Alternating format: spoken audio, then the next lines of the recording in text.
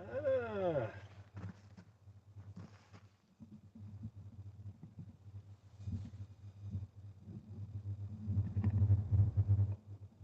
Wow. Are you kidding me?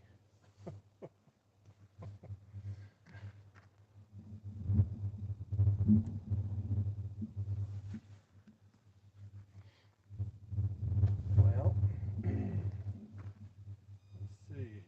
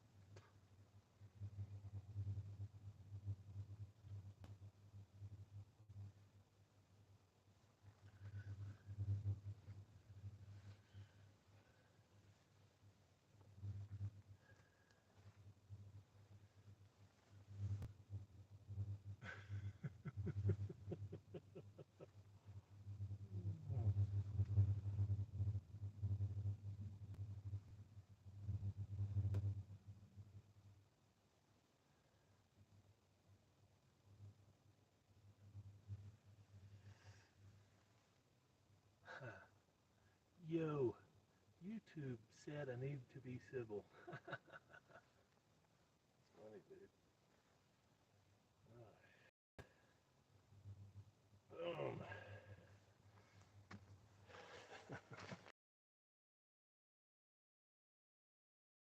There's all kinds of new rules on the YouTubes. Uh,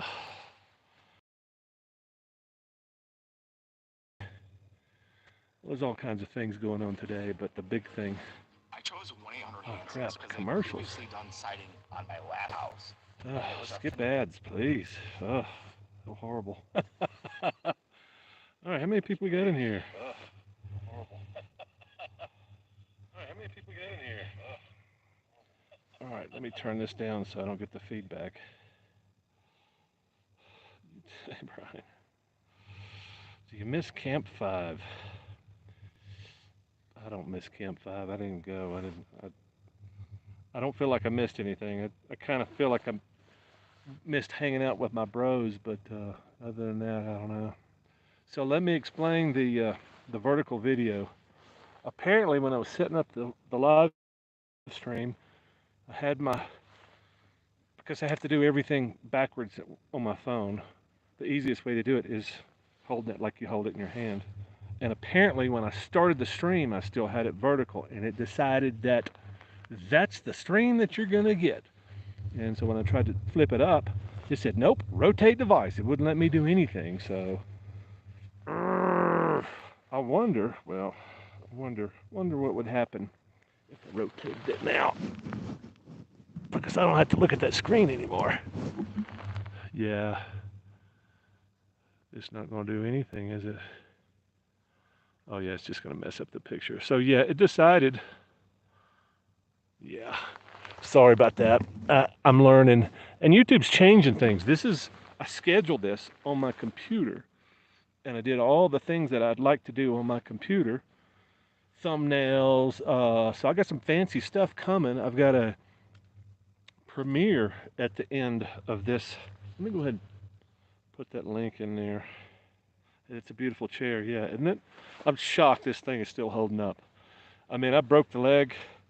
I bent the other one. I could tell the other, well, not the leg, but the seat stem. So you got 4 legs, you got 2 back stems, and you got 2 leg stems.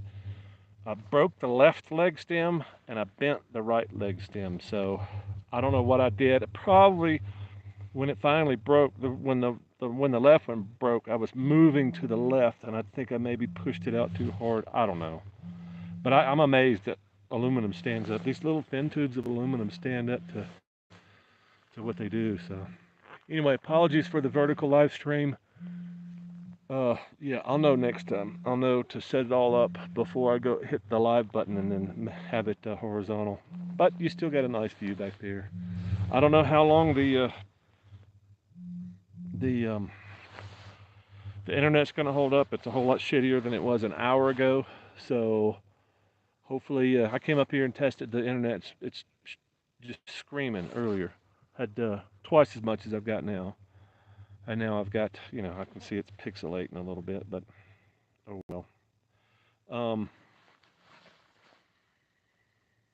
what else was I going to say? Yeah, that's the big thing. Apologies for the. Oh, there's a premiere at the end of this, 6:30. I just said schedule a premiere. So don't let me forget to drop that link in before I sign off.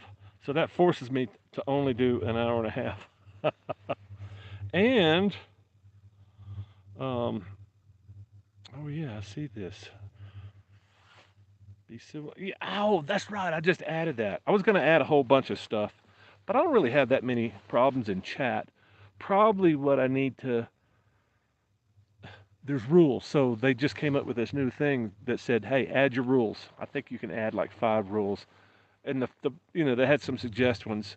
The first one was be civil and respectful. So I picked that. I was like, okay, let me think of the other one. The other one should be, if you get dirty words in there, I have to approve them. I don't know how to get around it. I don't care. Y'all know me. I cuss like a sailor and a Marine, um, and a hooker. I don't care if you cuss. But if you make a comment with a dirty word, even a slightly dirty word, I mean anything that YouTube decides is inappropriate, um, they're going to hold it for my review. And I think sometimes they don't even show them to me. So just that's kind of a warning to everybody that's posting comments that sometimes I don't have much to do with what goes on here. I'm gonna lean this microphone in a little bit. I got a pretty good setup, and I set it up for the wind because the wind has been howling since about 11 o'clock this morning. I get up here and poof, the wind is just gone, but it'll kick up again. So I have my phone, and I'm logged in with another account, so I can make comments with my other channel, Odd Hawaii. So don't let me forget. Get to drop the link. I think it does it on its own because I've got a forward. Did I set that damn thing up? I hope I did. A link to the. I may have to drop out and go check that. Link to the premiere. Premiere. And that's my alter ego here. When does Itchy Boot shows up? She shows up about 6:25, and she's gonna be real quick. She's just down the hill now. She's putting on her eyeliner. But yeah, she'll be up here in about a little over an hour and a half. Beautiful chair. It's Friday already. Yeah, how about that? I think I'm connected again. Has the live stream frozen up so far? I don't know. I can't see it on this. All I know is I don't have to keep looking up there at that phone and going, I can do this. I can do, right here, which I'm pretty excited about. Rosie O'Donnell. No, if Rosie O'Donnell moved in next to my camp, I'd be gone. Although she doesn't really bother me. I think that's a Trump thing.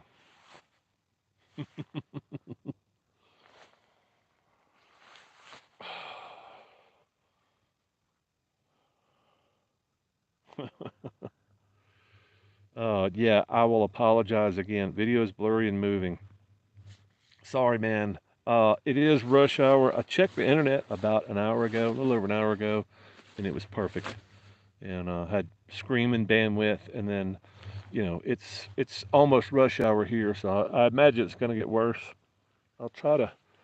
I thought about going down the hill to the library, but the library closes at 6 o'clock every night, so I don't know. I'll figure out something good.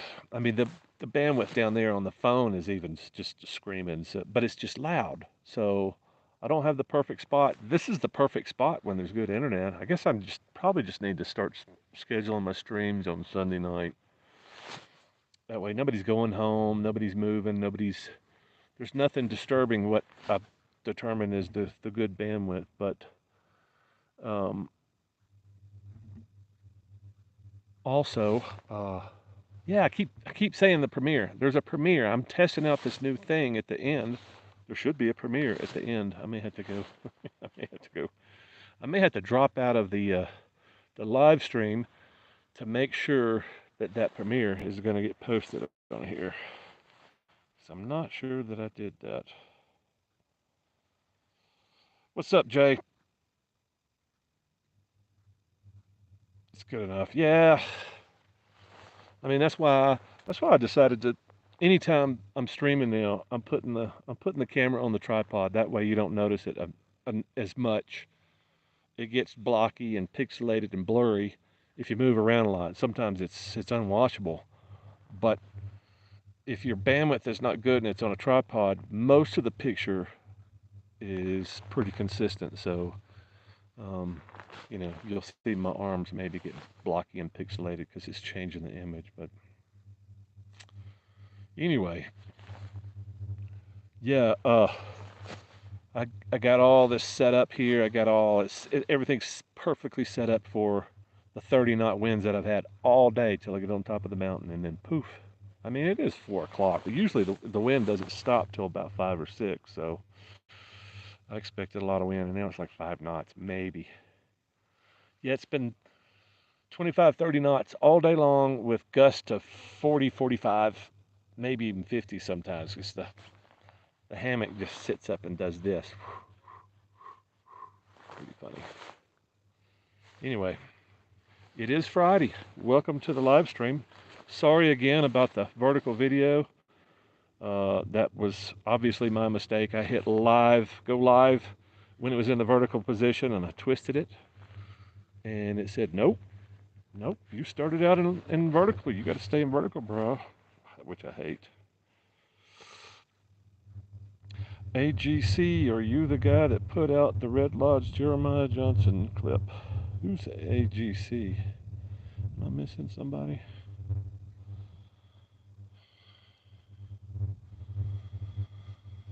Who's AGC? Oh, Adventure Glide. That's Jamie, man. I have trouble remembering YouTube names with people I have and have not met in person. You were going to meet Jamie. Let's see, 2 or 3 videos from now. Jamie's going to be a star in an upcoming video. Well, not a big star, but he's a star. He takes me on a journey. Shows up. Well, he actually gives me a pass for free camping at this awesome state campground park up in northern Nevada, and he gives me the pass, tells me where to camp, and then shows up a few days later to take me on the tour of Jarbidge. Unbelievable. And I think most people think of Nevada as barren, rocky desert, and there are some amazing parts of that state. There's not a lot of them, but there's enough to be shocking. And you go up into the mountains, and it's kind of like this. You get scenery like this. And anyway, he took me on a tour to the remote the most remote road or town in the lower 48. I'm sure there's some up in Alaska that are more remote. You got to drive further down a dirt road, but this is like what, 50 miles? I don't know, Jamie. 50 miles one way and then 50 miles the other. I think the closest pavement is 28 miles. I'm not sure exactly where that would be. Um, and hell, that might be in Idaho. I don't know. Pretty cool video, and that's coming up. And I've got some more from that camper. I think I got 3 videos out of that one camp spot. So I found some interesting stuff. And anyway, that's coming up. Motorcycle vagabond. How do you know I haven't done a live in a while? How you been doing? I know you haven't done a lot. Well, I think I missed last week. I was wanting to do one from Utah because oh man, you're not going to believe this place that I stayed at. Uh, so um, I don't know. Y'all seen my Haven videos? Maybe a few of you have seen my Haven videos. Um, Derek from Haven. If you saw the HangCon videos or one of the videos I made at HangCon, Derek was in it.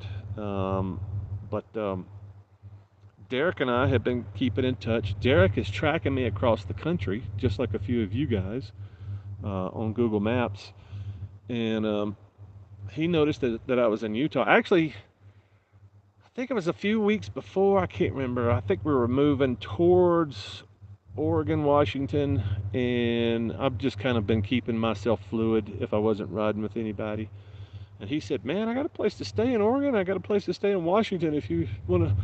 And very generous offers, but I kind of felt bad. And then he hit me up when I was in Utah, and he said, "I noticed you're in Utah. You're just down below me." And I was like, "Yeah." He said, "Well, why don't you come on up? I got a place for you to stay. It's got a shower." And anyway, he said, "You could stay in my barn." And I was like, "Barn with a shower? I'm in. Let's boogie." I don't know if y'all can hear the wind, but the wind's kicked up about almost as much as it has been all day long. I knew it would be back. Anyway, so not sure where I was going with this. Oh, that's where I was going to do the live stream. Oh man, this place looks like a golf course. You'll see the video in a few weeks. Um, Videos. But I almost did a live stream from there, but I thought, man, I don't know. I was worried about the rush hour then too because I was like, I got pretty good internet here, but I got nothing backup. So if I go live and find out that my internet sucks, I got no Wi-Fi to back up on. So anyway, I just didn't do it. So I missed a week. I think that's all I've missed. Seems like I've done one in the last couple of weeks at least.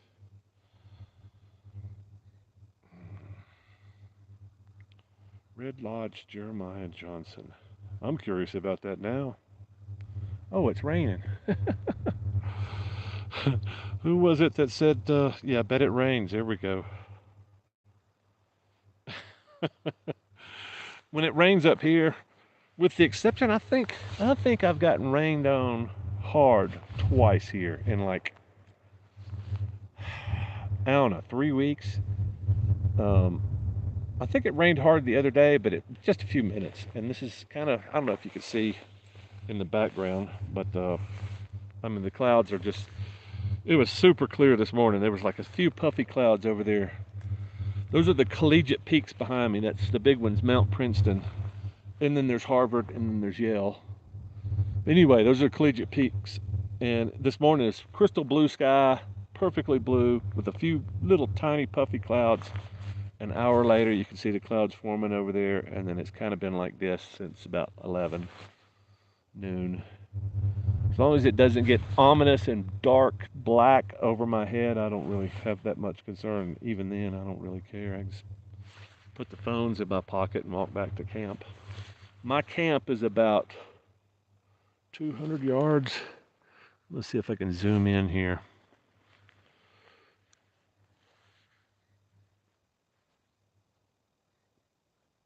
Yeah, I sent Keith a picture. This is, yeah, your pictures don't do anything justice the stuff that I hang out. Tell us about the meals you have made at the campsite.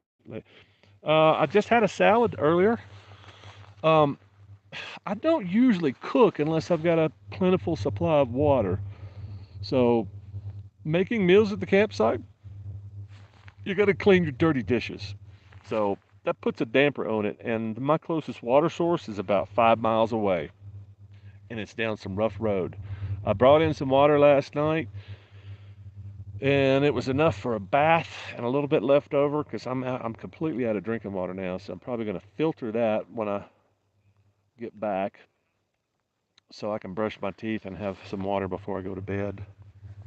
Yeah, that's out of the Arkansas River, and yeah, I mean, if there's a creek 5 miles away, but damn, if I want to go down that dirt road 5 miles, I mean, it takes about 20 minutes to get down this dirt. It's kind of rugged, both ways down, kind of rugged. Jamie's been down. I think Jamie came down both of them. Well, they're both in much worse shape now. The really rugged one is shorter. It's about maybe 3.5, 4 miles. But the sand is just. I crashed the bike when I came in this week. I was fully loaded down, and I could tell that the sand was broken up. Usually, the sandy part on the rough stuff, is flattened down by trucks and cars coming in. But it's got like the only real tricky part is like a rock garden. It's got a bunch of rock spikes. I'd call them baby heads, but they're spikes. They're tiny little spikes coming out of the sand. So you gotta kind of weave your way through that. But normally the sand is not that bad. I'd say probably 2 feet of sand maybe, but it's hard packed most of it. It's a little bit loose, but this stuff is really loose this time. And I went over the crown of the road, and it's very loose there. It's about a foot and a half, and I lost it going over, and I tried to correct it, and I overcorrected, and I just couldn't keep it up. So fully loaded bike. Um, Broke my turn signal again. I was really worried that I broke my clutch perch, lever, whatever. I don't have any protection on the bike. So anyway, that's coming up. And I've been down it several times since, unloaded, and it seems like it's a whole lot better. But the other road, it's about 5 miles long. It takes much longer because you got to go all the way around here. There's no real tricky spots. There's a bunch of holes, but it's really washed out, and it's got some sand on it too. So apparently it's rained a lot up here since the last time. And that's also, I don't know if you guys remember. Well, I didn't get any footage of that big Valkyrie going down. Alan dropped his Valkyrie in one of the well, he was going into one of the switchbacks. It's kind of a twisty. The road is crowned in two places, so there's kind of a wash in the middle, and there's two big ditches on either side, and he's got street tires. It's basically a Goldwing. It's a big cruiser. It's a Goldwing and a cruiser frame styling. Anyway, so it's pouring down rain. That was the last time I was up here. Pouring down rain, and I'm going back and forth fetching bottles, and it's just complete chaos. Pouring down rain, but I'm the only one that's not soaking wet at this point. Alan's in a t-shirt, and I think he was wearing shorts. I don't know. Carl and Alan went into town. I said, "You guys got rain gear, right?" Yep. They came back. They were soaking wet. It's cold. I think it dropped from like 70 degrees down in town to like 50, low 50s, and we're all wet. And I had at least had this on. But anyway, yeah, picked up Alan's bike. Yeah, I didn't get any of that on film because it's pouring down rain. I didn't think there was going to be that much chaos. I'm like, hey, yeah, it's a sandy road. It'll be fine. Apparently, there's some clay in that sand too. Anyway, both roads are messed up now. I don't even know what I was talking about. Let's go back to the chat, see what the heck, so I can remember. Can y'all still hear me okay? Everybody hear me?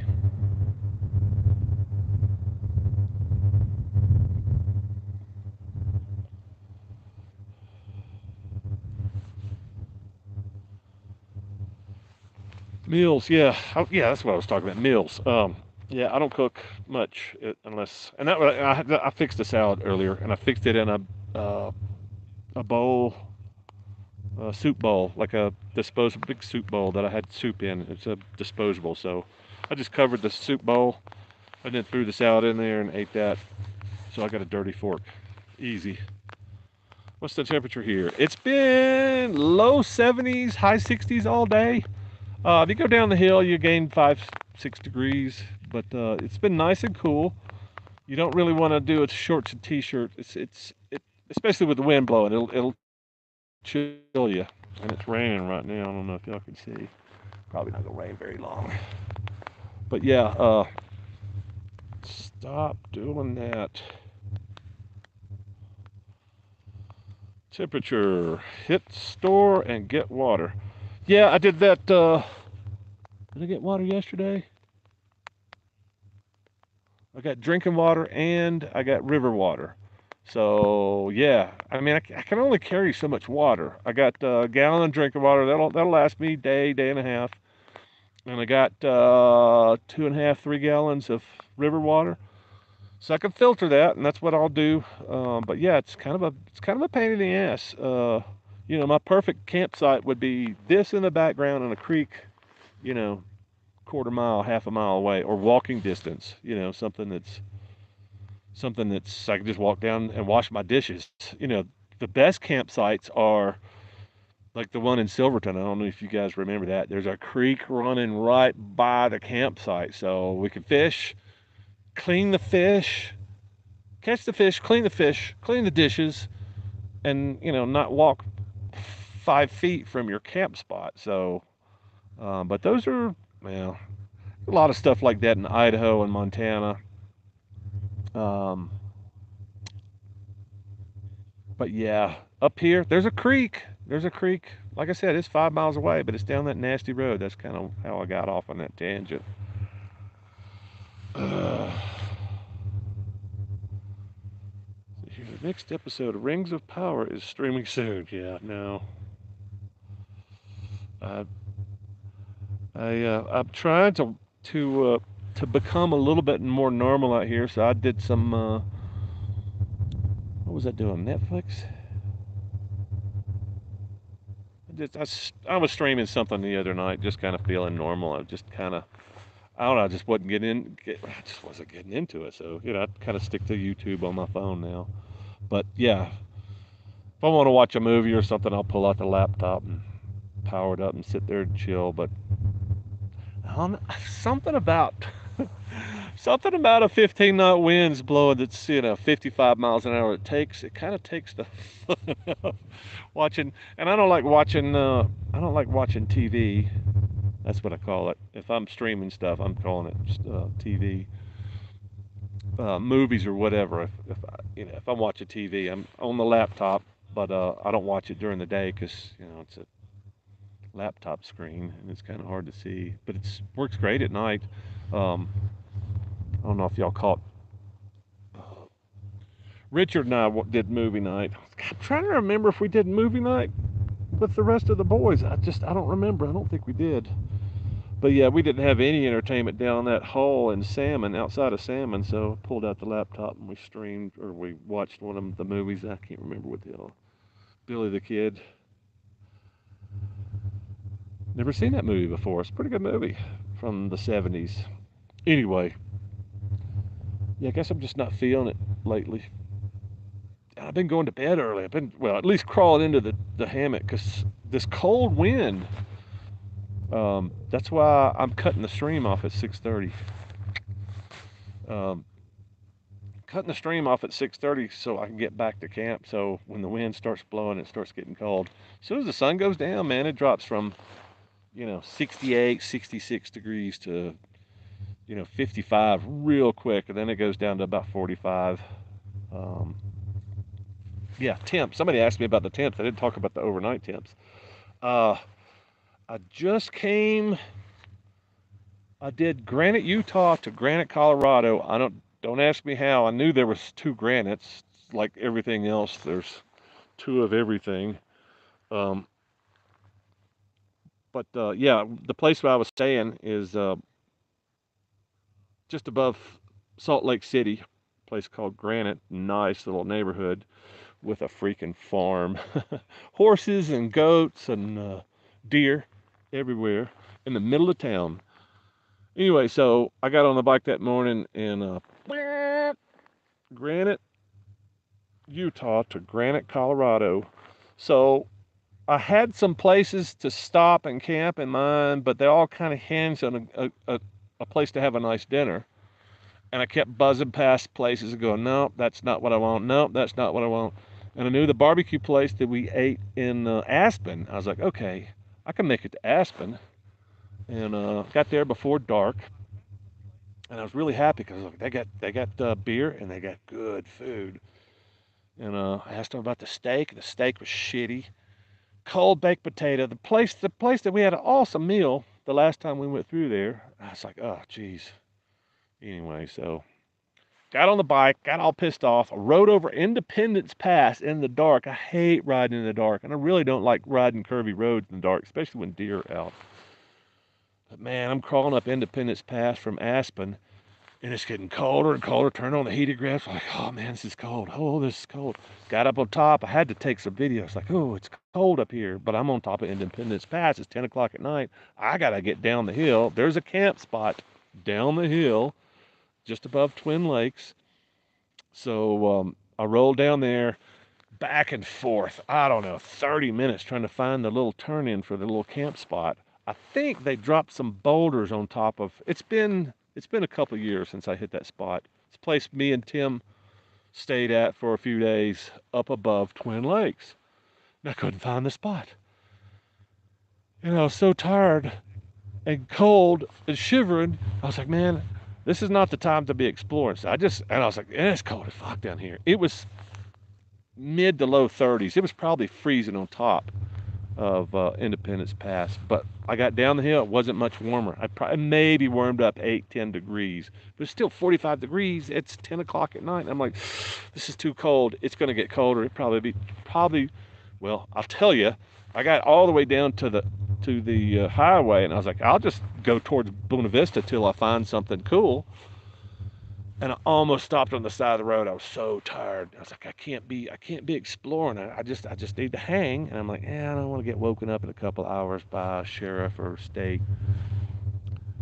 So I rode down another mile and found this BLM place, pulled in, set up hammock real quick, crawled in, and it went down to like 20 something that night.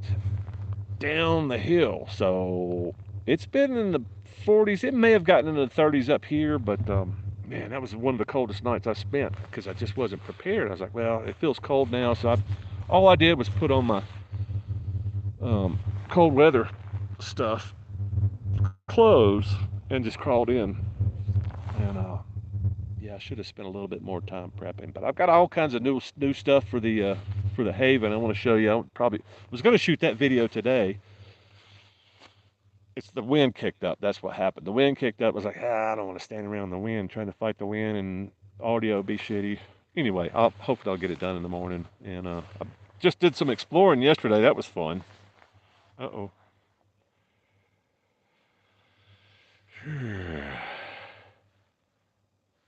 My other phone disconnected from the live stream.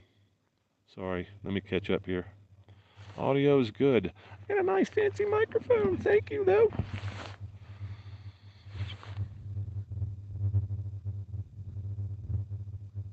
Yeah, I got a little bit of footage of the Valkyrie too, Jamie. I think I got him shooting from in front of him. I got him coming. Yeah, I really enjoyed getting that big freaking Valkyrie in the mud. Shooting both of us. Well, I couldn't have shot him going down. He was way in front of me, and I was picking up everybody else's water that they failed to strap down properly. But yeah, I wouldn't have got him going down, but watching us struggle trying to pick that big beast up sliding around the mud, that would have been fun. And hell, I was sliding around. So, yeah, I was amazed that was the only time he went down. And I'm glad he kept it out of the ditch because it would have been almost impossible. Those big heads, I don't know if y'all know, Gold Wings and Valkyries have those big heads that stick out the side like a BMW. And I think he had crash bars on there. It would have been almost impossible. We probably had to call a wrecker or get some kind of a motorized winching system, something. Yeah. Yes, sir, we can. What can we? What am I missing out on, J-Tide? Oh, the temperature. Can hear rain hitting something. Yeah, it's kind of stopped for now, but it looks kind of nasty overhead. So, hello, coming through Reno, heading home from Elko. What's up, Brian? You were in Elko? I thought you just went into Carlin. Brr, that's cold. Yeah, 20s is cold, brother. I don't think Don would know where that is. Carlin is. Isn't Carlin north or south of Tahoe? Um, yeah, I don't think anybody. I don't know if you guys know or not. I stayed in Reno for a few days with some friends, and we did Tahoe. We did Virginia City. Well, no, they didn't do Virginia City. I decided I was going to bug out early. I told them I'd be there for several days and wound up. I think I was only there 3 or 4 days. Anyway, I was like, I don't want to miss Virginia City. Um, and my buddy was working, so I was like, I'm gonna go hit Virginia City, and then I'm gonna bug out the next day. Anyway, yeah, it's cool. I think Carlin is either north or south of Tahoe. I don't remember. That's cool side of the state, man. I got I got new respect for Nevada. I mean, I've always kind of wanted to explore it more. I don't like the heat, and I was a little bit afraid of the heat. I've been spoiled. That's why I'm in the Rockies, to escape the heat. And the heat is different in Nevada, but it's having to drink so much fluids to stop and piss. Well, you don't really piss, you sweat all your fluids out. But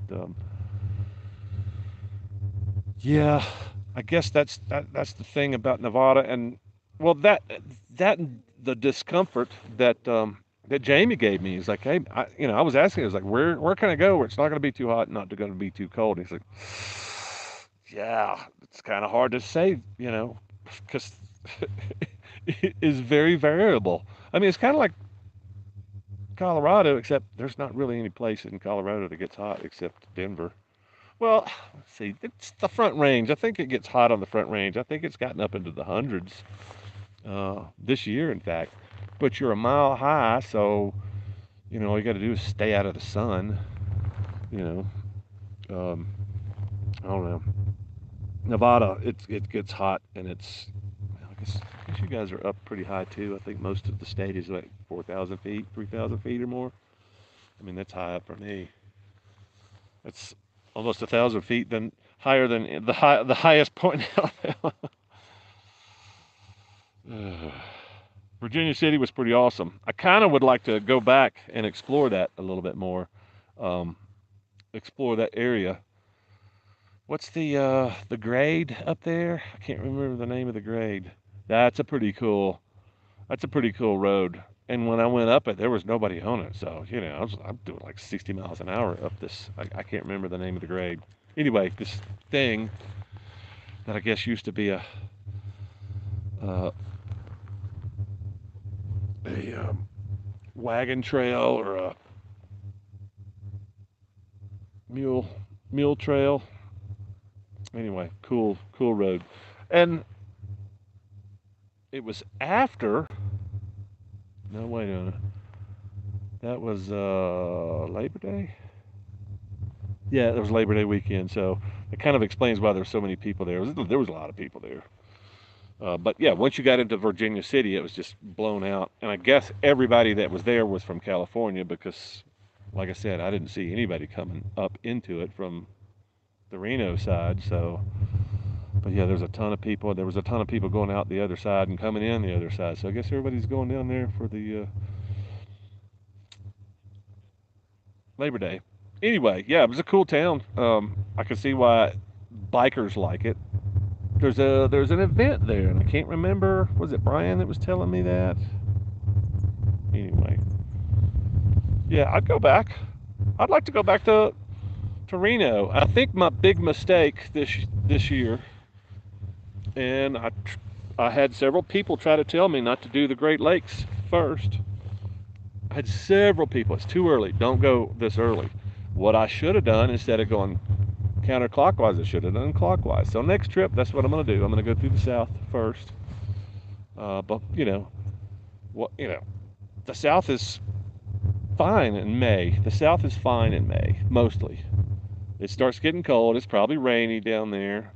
But I could have gone all the way down to San Diego, probably with weather, and then done my loop before California and the West Coast catches fire. Wiggle my way up through there. But then if I got too far north of California, I probably couldn't do the passes because there'd probably still be snow up there. Or at least I think the last time I was in, what was that? Big Bear. It was snowing up there. So, and I can't remember. It seemed like that was in summer though. So yeah, I know Great Lakes. Probably the best time to go to the Great Lakes, since the lake is so damn cold, is probably August. But also, I didn't see very many tourists up there when I was rolling around the lakes. It was pretty empty. I guess everybody else is smarter than me. They didn't want to go up there when it was that cold.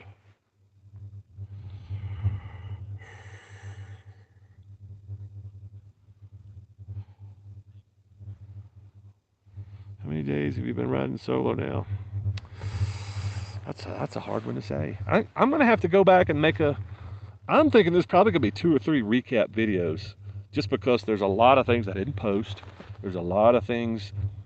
There's a lot of excess video that has stories all to themselves that I haven't told those stories, and I haven't spent the time making the maps and doing the things and talking about. So I think probably what I'm going to do is I'm going to do a kind of a composite and go back and say, here's the awesome things that I found in this state. Here's what I found in this state, and then probably on top of that, I'm going to say, you know, here's the difference between um, riding solo, camping solo, and camping with other people. Um, they both have the good and bad elements, and I'm trying to think. The last time I rode with somebody, traveled, camped with somebody was Richard, and that was Idaho. So Idaho. Shortly, I mean, y'all saw Salmon. That was our last time together, and that was 3 weeks. 3 weeks ago. It's hard. It's hard coming up with the time. It's hard keeping track of time. How's the video looking back there? Is it kind of blown out? You don't need to see my face, but I hate that I turned the damn camera vertical and hit go live, because now that's all you got, because it's just freaking beautiful. Let me do a shitty little pan here with a vertical freaking camera. Oh, I can't get out from front of this microphone. Stand by.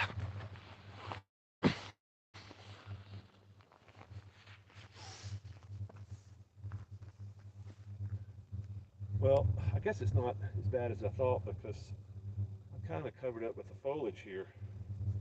I don't know if y'all can hear me. Let me turn this microphone up. Maybe y'all can hear me. Yeah. Yeah, so I mentioned collegiate peaks earlier. We're tilted towards, I think that's either Harvard or Yale over there. I can't remember. So this is Princeton. They're all 14,000 plus feet. And Harvard and Yale over here, let's see. Yeah. Um, Over there is Cottonwood Pass. I ran that yesterday when I was exploring. Man, so Cottonwood Pass, the last time I was here, 2016, I was on the 650. I rode that pass and got up to the summit, and there was a gravel parking lot, and on the other side of the summit was a dirt road. So it turned to dirt at the summit, and it went, I think it was Tin Cup and another town. There's a town, small town at the bottom of the hill, and then there's a ghost town. that you can get to called Tin Cup, and there's people living there still, but it's really cool. But yeah, that was the last time I was there. And I'll keep panning around. And I'll show you my neighbors. All these folks just moved in since I came up here and did the stream testing, and everything was fine. And then I'm gonna see if I can zoom in and show you my camp up there. Let's see. Well, don't want that. Cancel. Well,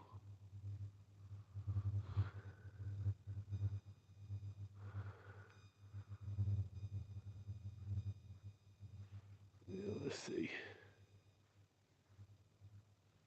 Get these damn chats out of my face.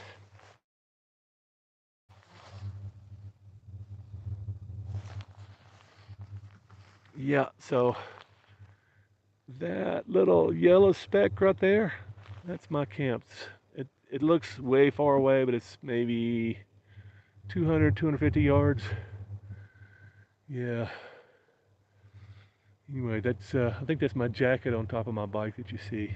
And just to the left of that, you might be able to see my hammock. But that's all I got to say about that.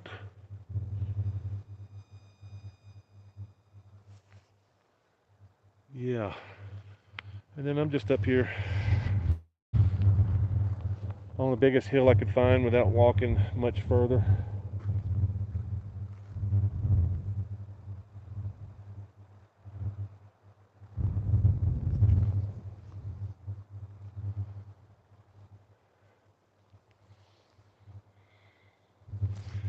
Let me zoom in and show you a little bit of Princeton here. A little bit better picture of Princeton anyway. Check out those clouds. I've been doing a lot of time lapse lately. Since I've been up here, a lot of time lapse. Just because it's kind of crazy how the weather changes and how quickly it changes up here. It's pretty impressive.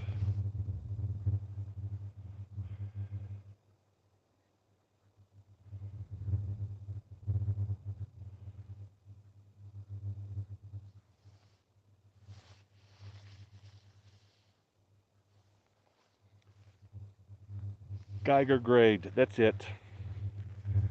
That's a fun road. It's a little cooler here in Bama. I have been looking at the temps there, J-Tide, and that's kind of, well, that and my dwindling bank account are the biggest factors how fast I get back to Alabama. Um, I'm thinking right now I can probably hold out to the middle of October. Um, I've stopped drinking. That's helping with the budget a little bit. I know there's probably not a lot of you want to hear that, but it's also kind of like, do I want to drink beer? And it's one of those decisions that you got to make as an adult. I hate that word.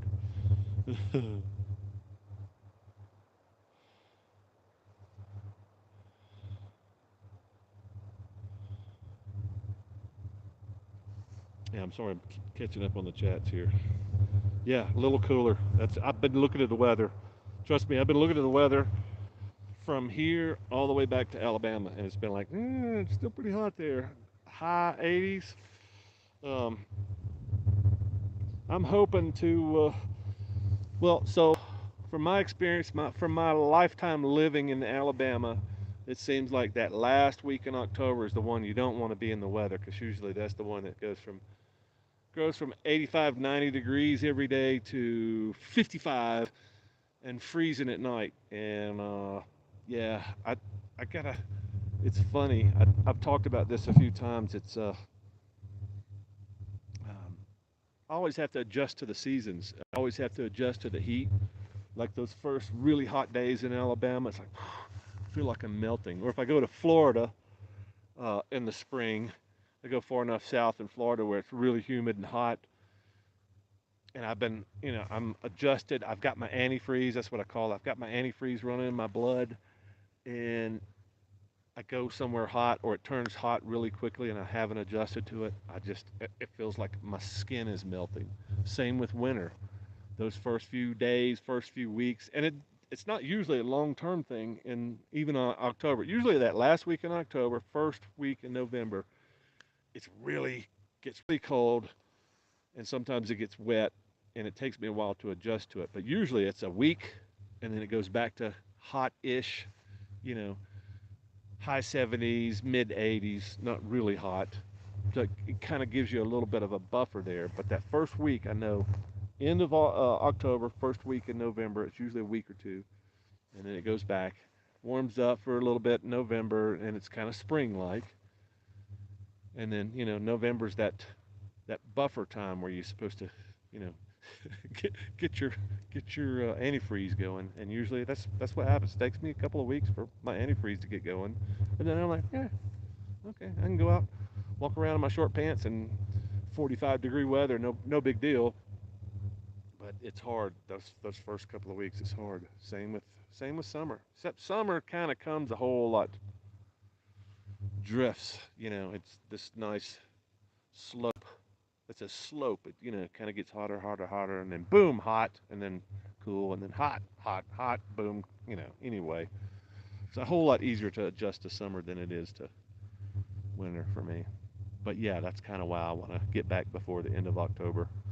That, and I'll probably all my funds will be depleted by then, I'm sure. So, but yeah, I'm keeping my eye on the weather. It's really nice. Colorado is really nice. When the weather's bad here, I just go north, south, east, west. Most of the time, I just go downhill. If it's bad, if it's raining. Next bad weather looking here is Monday. So I got at least a couple more days. If there's a heavy chance of rain, I don't want to be stuck up here in the mud. And I can go down.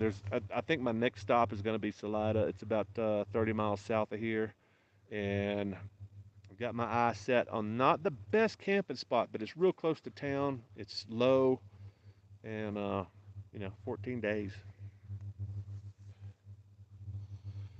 Going to Virginia City next weekend. Yeah, y'all hit the like button, yo.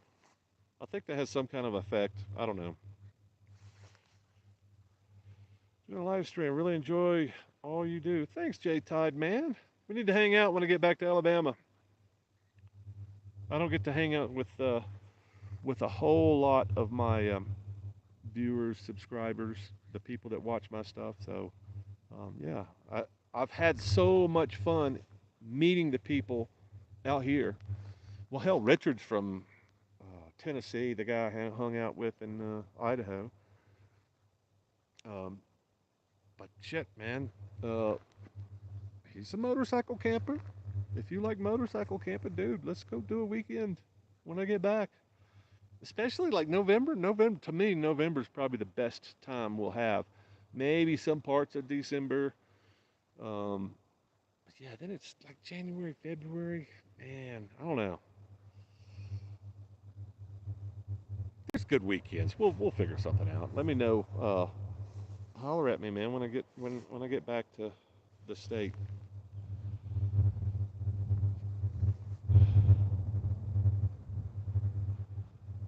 Yeah, Brian, I like the solo and meeting up with people.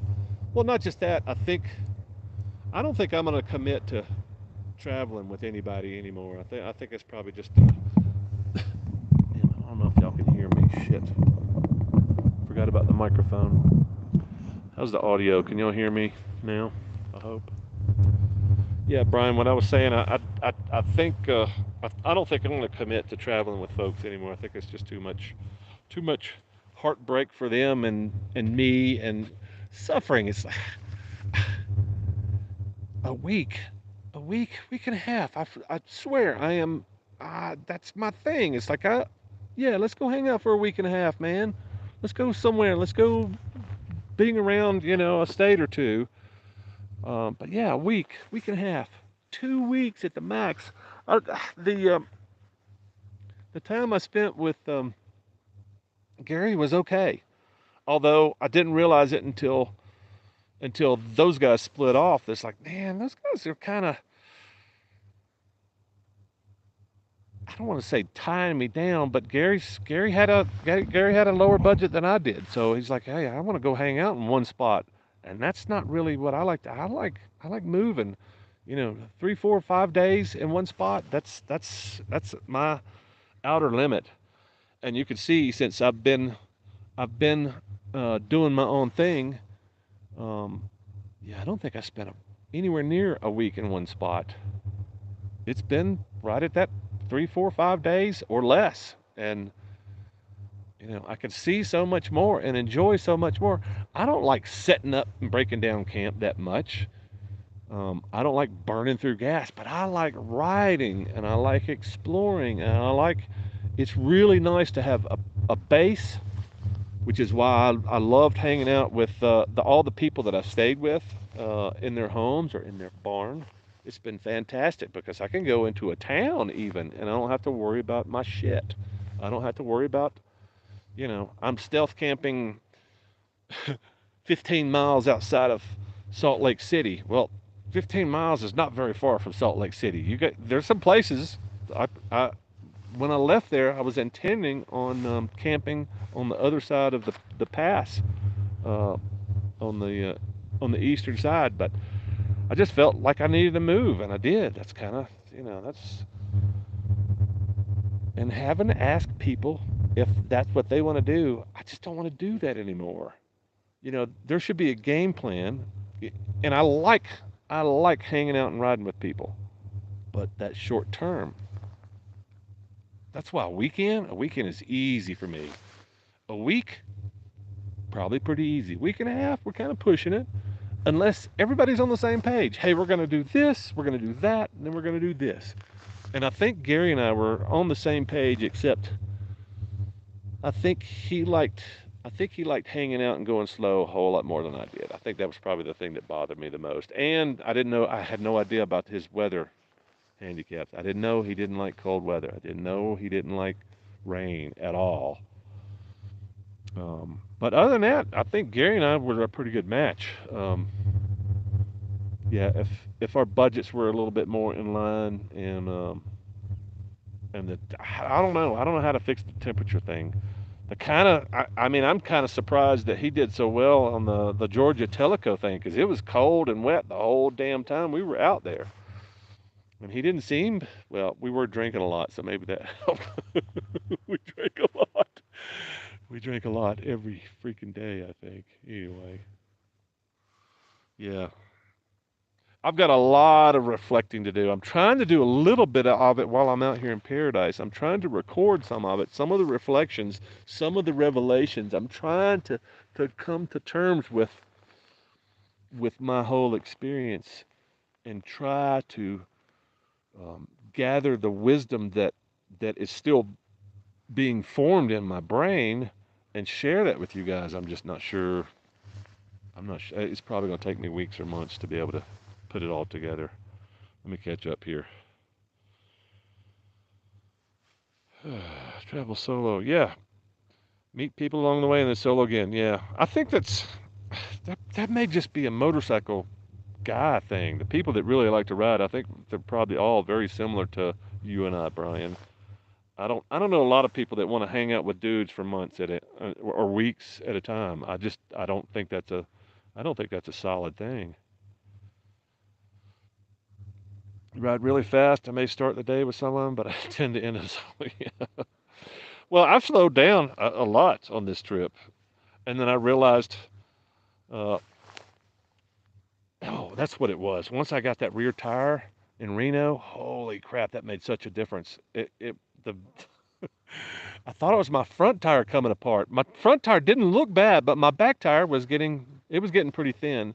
So almost the whole trip through Oregon, absolutely the whole trip through California, I don't think I got over 75 miles an hour because the bike just felt like it's just like terrible. I was like, oh man, I'm gonna have to get a front tire and a rear tire. Got that rear tire in Reno, and I was like, this is like a brand new bike. So yeah, I started hammering it, and Reno, well, Nevada. I mean, there's not much of a speed limit, much of anywhere. Even in the twisties, it's really fast in the twisties. I think I remember seeing a 55 mile an hour speed limit, going through some really, there would be in Alabama that would be 25 miles an hour all the way up the mountain. But yeah, yeah, I hammered it once I started hammering it again once I got that new tire on that. So I know that feeling. It freezes in Alabama occasionally. I would say we get freeze. It gets down below 32 degrees, maybe 10, 15 days out of the year, maybe more. But I would say a good 10 days every year, maybe 20 some years. Freezing, not so much because it stays pretty warm most of the time in Alabama. But we'll get a week or two of sometimes we'll get a week or two as, the highs 35, 40, and then it goes down to 15 or 10 or lower at night. So things will freeze, but that's only on a long stretch. Your hose pipe will freeze.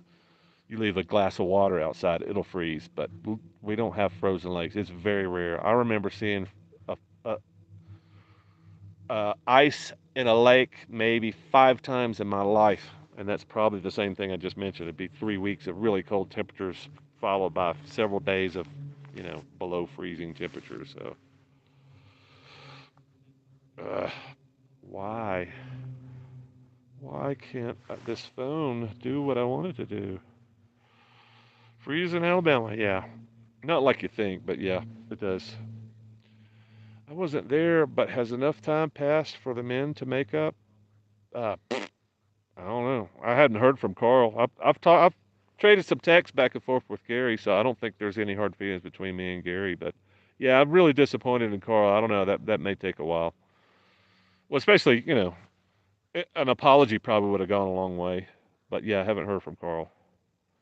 Extending an olive branch on a live stream. I don't like longtime friends not getting along. I don't know that I could consider Carl and I longtime friends. We've just known each other and been friends for over a decade. I think I've known him, what, 2007? So yeah, I mean, I hate it too. I like Carl. But yeah, um,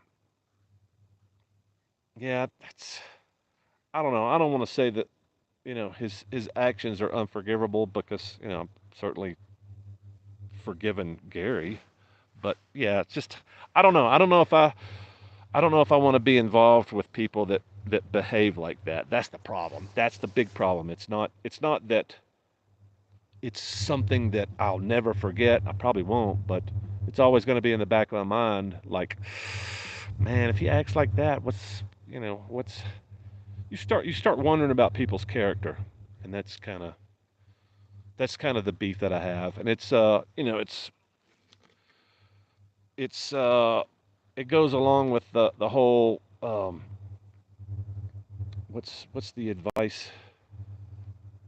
I'm a big, huge Jordan Peterson fan, so I read his 12 Rules for Life, and there's a lot of wisdom in there, and he spouts a lot of wisdom. But one of the things in the 12 Rules, I think that's from 12 Rules. It may be from something else, but one of his rules is do not do not have friends that don't have your best interest in mind, and that kind of falls in line with Carl. It's it hurts because I like Carl. I really like Carl. Carl's a great guy, but it's also one of those things like, I don't know if I want to spend so much time with somebody that doesn't have my best interest in mind. And it sounds selfish, but it's also like, well, if he can be that destructive and that I don't know what you'd call that kind of behavior. Childish, childish and selfish, and not just that. I think the biggest thing that upsets me about it is before he came out here, he's like, he's.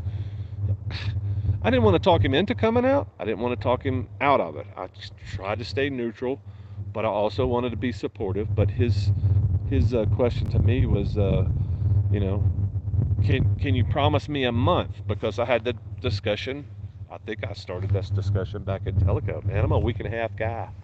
So, um, it's hard. It's hard for me to give up my pleasure and try to my my hedonistic ways.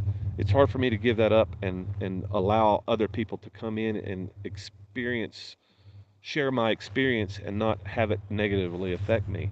But he said, "Can you give me a month?" And I said, "Yeah, I'll give you a month."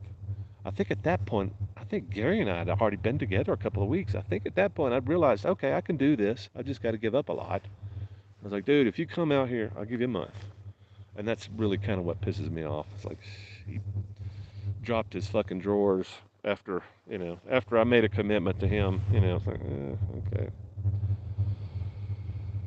Via pass for the men to make extending an olive branch on a live stream. I don't like long time. Yeah, I don't, man. I don't feel like I have enough friends. So it's kind of like I'm a little bit possessive of my friends, and I try to be the grown up when my friends are kids or acting like kids. But I think that's the kind of a hard one because it's I don't know. I was pissed at Gary making the implication there for a while that there was another story, and find out that there's not another story. That makes me even more angry.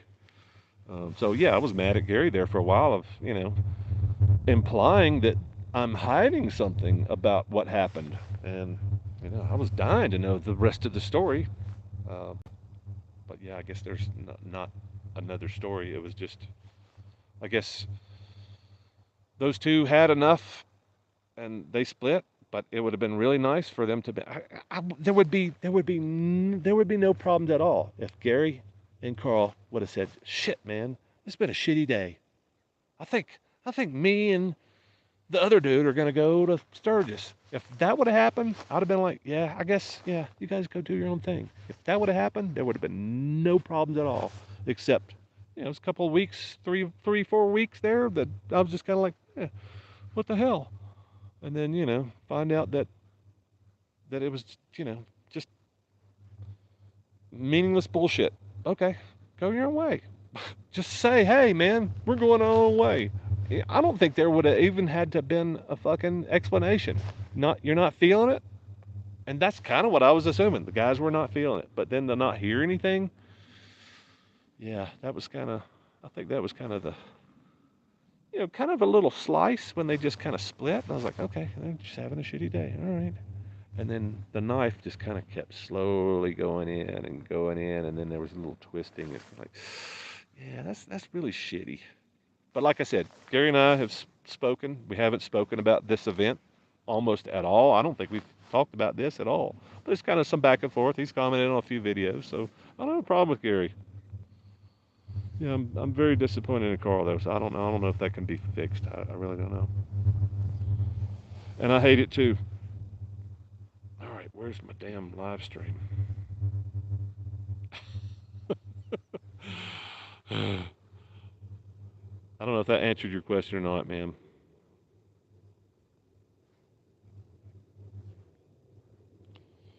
I'm struggling. I'm struggling with the chat here. Struggling. Where's the damn chat? Live. Where's my comments? Wow, why is this so hard?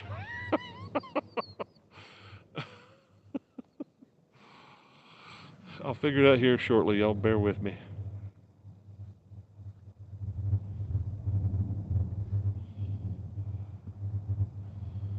Now, if I could just find the chats.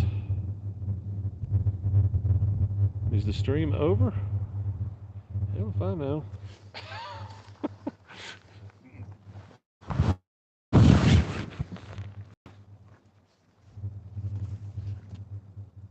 Yeah, all right.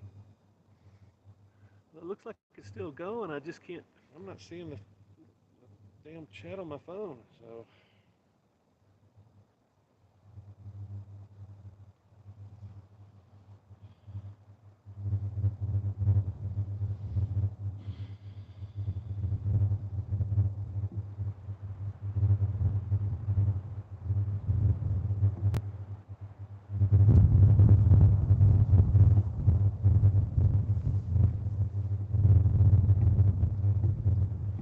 Y'all bear with me. I'm trying to figure out why the chat's not showing up on my other phone.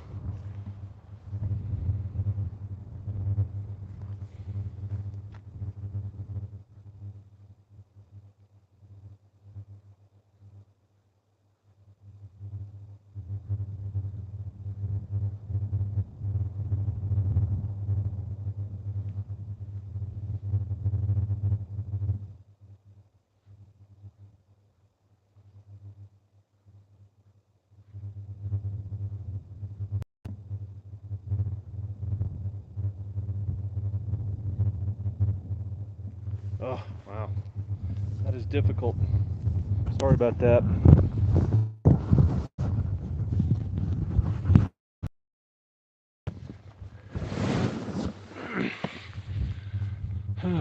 All right, let me see if I can get the live chat back. This is like a joke. All right, where's the live chat? Live chat, top chat.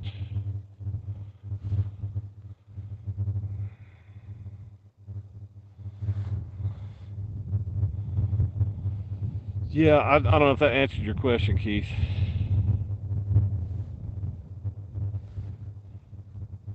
Olive Branch. Hey, man. Yeah, I don't. Yeah, I don't know how to answer the Carl question. I'm okay with Gary. I don't know how to answer the Carl question. So, yeah, failure to communicate. Carl is on a solo trip now. Well, good. I'm glad he's having fun. Hangover, irritability. Yeah, he was bummed the night before. I'm solo, even when I ride with other bikes. May do the same spots.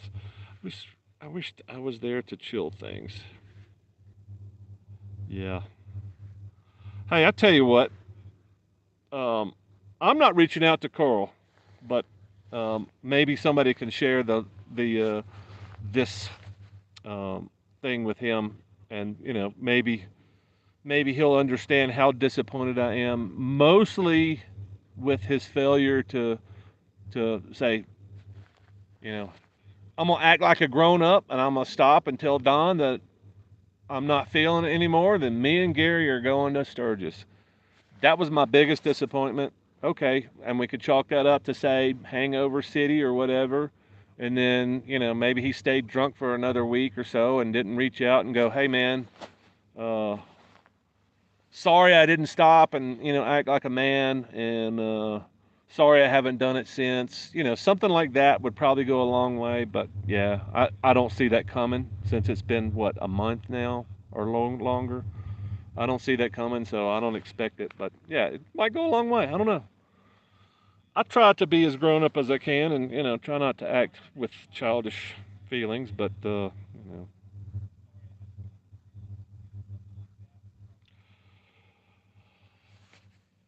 Scooter Mullet, also known as Cooter Mullet. Welcome, Richard. Better late than never. Glad to have you, brother. I think I just mentioned your name earlier. Yeah, Keith was asking me how long it's been since I've ridden with somebody. Well, traveled with somebody, because I've ridden with somebody a couple times. Let's see. Yeah, a couple times. Jamie, Adventure Glide. We had a fantastic trip up in northern Nevada,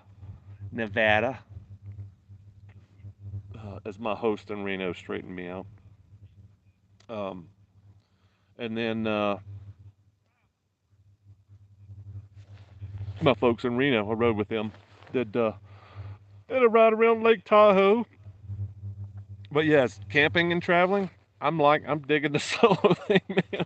It's just so easy. It's so easy. I get up in the morning and I go, yeah, I think I'll stay another day. Or, oh fuck, I think I'm I think I'm going that way, and I'm going that way in an hour and a half. As soon as I pack my shit up and get my bike loaded, I'm going that way, and I don't have to ask anybody. Hey, is that you want to stop and get this eat down here? Or you want to eat over there? I don't have to. And the time Richard and I spent together, fantastic. But still, there was a little bit of a. I gotta ask Richard, because I can't just go, hey man, we're stopping here. Fuck you. You know, that's kind of part of the journey. part of the whole. Otherwise you're just a selfish asshole, and nobody's ever going to want to ride with you, right? Nobody's ever going to want to hang out. So it's kind of like, hey, man, you want to go camp over here? And I think even Richard, I think Richard wanted to go to Oregon and Washington. We should have gone to fucking Oregon and Washington. We should have headed that way. I guess I just wasn't. Eventually, I was only a few days after that that I headed towards Oregon, and it would probably been better to go Richard's route. I think I'd been. Well, I can't remember what was going on in my head at the time, and I was like, I just want to go south. I just want to go north. I want to go south. I'm gonna go north, east, and I kind of asked him. I think he was just very pliable. I think that's why we wound up going my route instead of his route. He was just very pliable, like Gary. Gary didn't really, no, he didn't have really any intentions. Didn't really have any um, uh, expectations or goals or anything like that. So Gary was really easy to ride with. Same with Richard. He didn't say, "Man, I really want to go to this stupid place over here. Let's go to this stupid place over here." That's why both those guys were so easy to ride with. Um, but yeah, uh, Richard had his. I'm talking about Scooter Mullet. I'm surprised you're still using Scooter Mullet. Oh, I thought you changed it. I thought you changed it to Cooter. Maybe I just missed the S.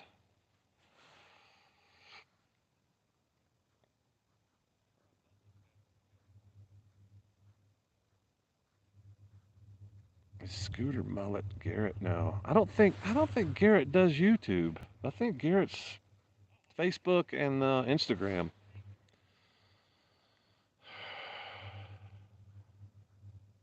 I think he thought you were trying to ditch them. Yeah, you talking about Carl? Yeah, I don't know what's going on in his head. There's no way for me to know because we haven't spoken. Yeah, that's a logical thing. I don't know how he could have thought that though, since I went back to the town of Dinosaur and hung out on the side of the road, and then they rode right past me, looking at me like that I was crazy. So yeah, who knows what was in either of their heads? Because I really haven't talked to either of them about it. I've spoken to Gary via text, but not Carl. Nothing. Richard. Richard's if Richard would just drop a few YouTube videos, Richard would be the king of YouTube, riding around with a bionic leg. Camp Naked says solo is better. Some people lack social skills. uh, I don't think you're talking about Carl or Gary. I think they both have very good social skills. Made it fun at Camp 5. Oh, world. Yeah, I'm sure all those guys had fun up there because, they're just hanging out at camp every day and drinking. What's not to love? Oh, yeah, and the 90, what did it get, like 98, 100 degrees there?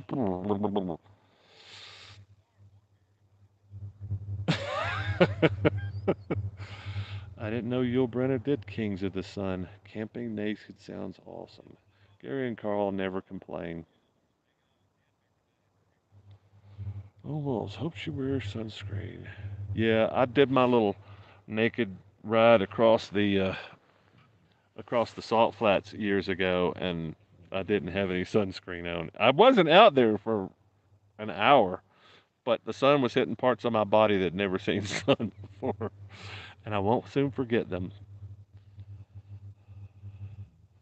Work. I don't do much work at all out here on the road, but the work that I do, that I can do, um, I'm a webmaster, so I take care of web assets mainly.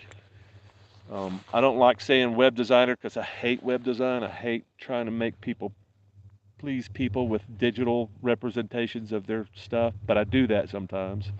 But mainly what I do on the road is maintain people's stuff that is out on the web, and it's not a lot of work. So it's not a lot of money. But I had when I started, I had a couple of people that were paying me monthly fees, whether I worked for them or not. And one of them was real disappointed that I couldn't come hold his hand while I was on the road, although I was taking care of him perfectly fine, the same way I take care of him. And I'm not even this, I don't even live in the same town this guy lives in. So when he needs me to hold his hand, he's really all upset. Usually I'm 50 miles away, so I just get on my bike and go up there and hold his hand. Wasn't able to do this time, so I lost him. In fact, he just transferred everything over this morning. Kind of sad to see him leave. I'm really sad to see that little bit of money that he was sending me every month leave, which is why I'm kind of teetering on the edge here. But when I'm home, I have this business. I recover data from hard drives when I'm home. When I can actually do physical work, I can plug in to a power source and actually take hard drives and get data off them. That's what I've been doing since 2005. And the business has kind of been going down because I've been adventuring more and more. I've spent almost a year in Hawaii, so that business is going further down. But my expenses are going further and further down too. So, but that's one of the goals in the next few weeks before I head home is try to figure out another way to make money that doesn't tie me to one single place. And the web thing, and maybe it's just expanding that. Maybe it's just finding new customers that I can help, and that don't need to see my face every week, because that's a hard thing to do when you're traveling. And he was a very demanding. The guy that I just lost, was a very demanding customer, but he was only demanding every few weeks. So it was something that and I told him I was going to hit the road and I wasn't going to be, I think probably if I would have installed some software on his computer and made things on his computer work, that would have been, I probably would still have him around. But yeah, I probably need to find some more customers. If I could find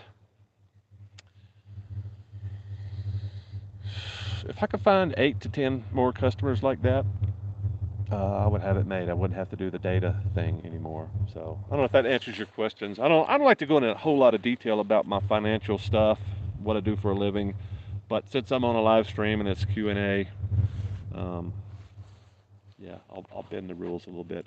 Not a lot of most of the people that watch my live stream are subscribers, so I don't have a problem revealing a little bit more about my personal life. And it's also, I got to figure out a way to, because this has been a real goal of mine since I uh, decided to do my own thing. I sold my house in 2015. Well, I got a divorce in 2013. Sold my house in 2015. Got rid of all my stuff, and ever since then, it's been like I've got an idea of how to make money while I'm traveling, but I never really developed the idea because I didn't. I spent most of my money the first couple of years that I was on the road. So and most of it was trying to keep the stupid school bus RV running. But I had an idea of finding some ways for people like me to make a living while traveling and living in paradise and living the life they wanted to live. Excuse my gas. I gotta let it out. I don't know if y'all can hear that. Farting on a live stream, but it's sitting there bubbling. I don't fart that much. I just think that's kind of funny.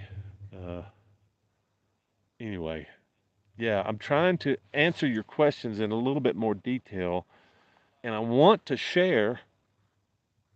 What I would really like to do is find 5, 10 really solid ways of making an income while you're living on the road. There's quite a few things that nomads like me, or wannabe nomad. I really want to be a wannabe. I really want to live. I'm trying to figure out a way to, and I've got some ideas.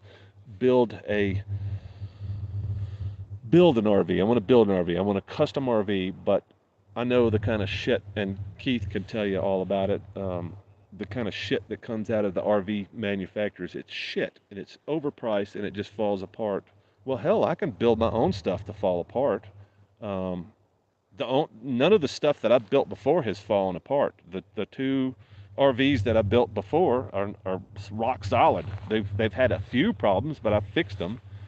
Engines and transmissions, those are the things that I can't really fix on those big rigs because I can't access those. I don't have the equipment. I can't access it. I could probably fix it otherwise, or at least swap out a transmission. Anyway, um, But yeah, that's my, I don't want to call it short term. It's probably within the next year. I would really like to build an RV that I could pull with my truck, throw a motorcycle in the back, and travel and live like I am, and maybe even go down into Mexico.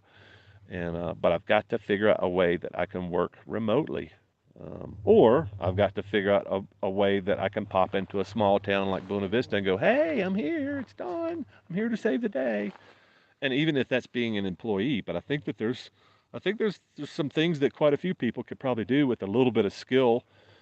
Um, some things that you could pop into a town and go, "Hey, I'm here to save the day." I'm just not sure what those are. Um, I know what skills I have to offer, and I can do those remotely, but I think there's probably some other things. I like the handyman idea. I really like the idea of rolling into a town and going, "Hey, um, you need some, you need your bathroom remodeled. You need your, you need a kitchen update. You need some tiles laid." I mean, I can do all that stuff. I don't have any of the tools with me, but I like the idea of being able to go into a little town and going, "Hey, anybody, anybody that's looking for," because I know that there's a huge labor shortage, number one, and the people that are doing the work are incompetent, and I think it's probably just, well, I don't know. I watched this guy called Handyman. I love his channel because it's really interesting seeing the kind of outrageous money this guy makes, fixing toilets and light switches and, hanging pictures, and it's just extraordinary. And he does excellent quality work, but yeah, he's built up a business, and I just think, I don't know. It seems like that might be a hard thing to do while you're on the road, just rolling in town and go, "Hey, I'm Don. Trust me. I know what I'm doing. Trust me. I'm not going to steal your money and go to the next town. Trust me." Yeah, that may be a little bit difficult, but it's always been a dream of mine to find 4 or 5 things that a lot of people can do to make money and live on the road like me, or like I want to. Damn, what's up with this chat? Let's turn this sideways, see what happens. Oh, there we go.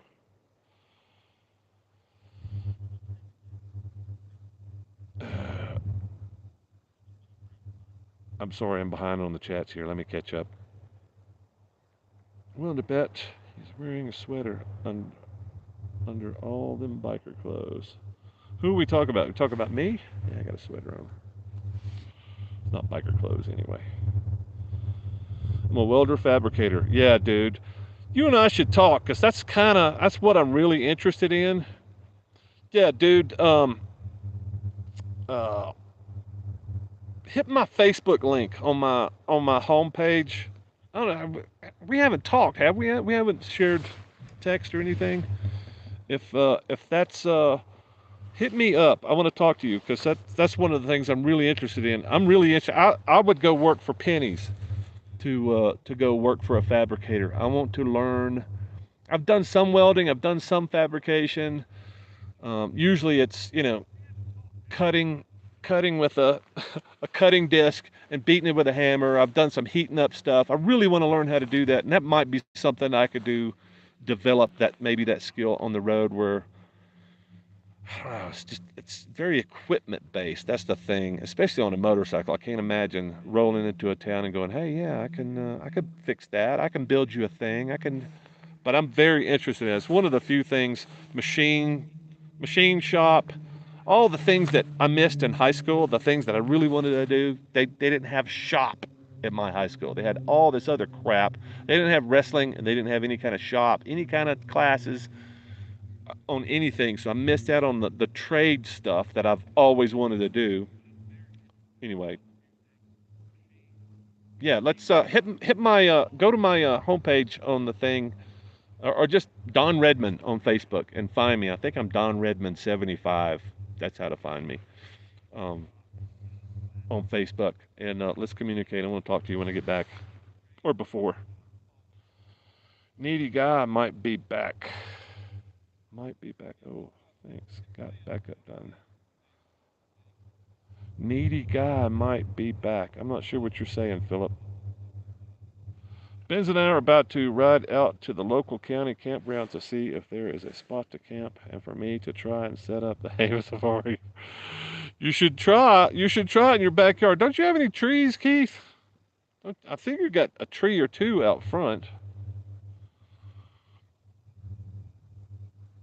5 ways to make money while on the road might be a good video. If I could share something that I knew that was a solid moneymaker, there's quite a few videos out there how to work for somebody else. There's the campground there's all kinds of lame ass work out there. There's the sugar beet harvest. There's all kinds of things that I've seen that just like they're falling short. Okay, yeah, you can go work in a factory somewhere, but that means you got to stop somewhere and be an employee. And I guess I just don't like that idea. I like the contractor concept. I've been a contractor. Um, I've had my own business since 2005, and I love that life.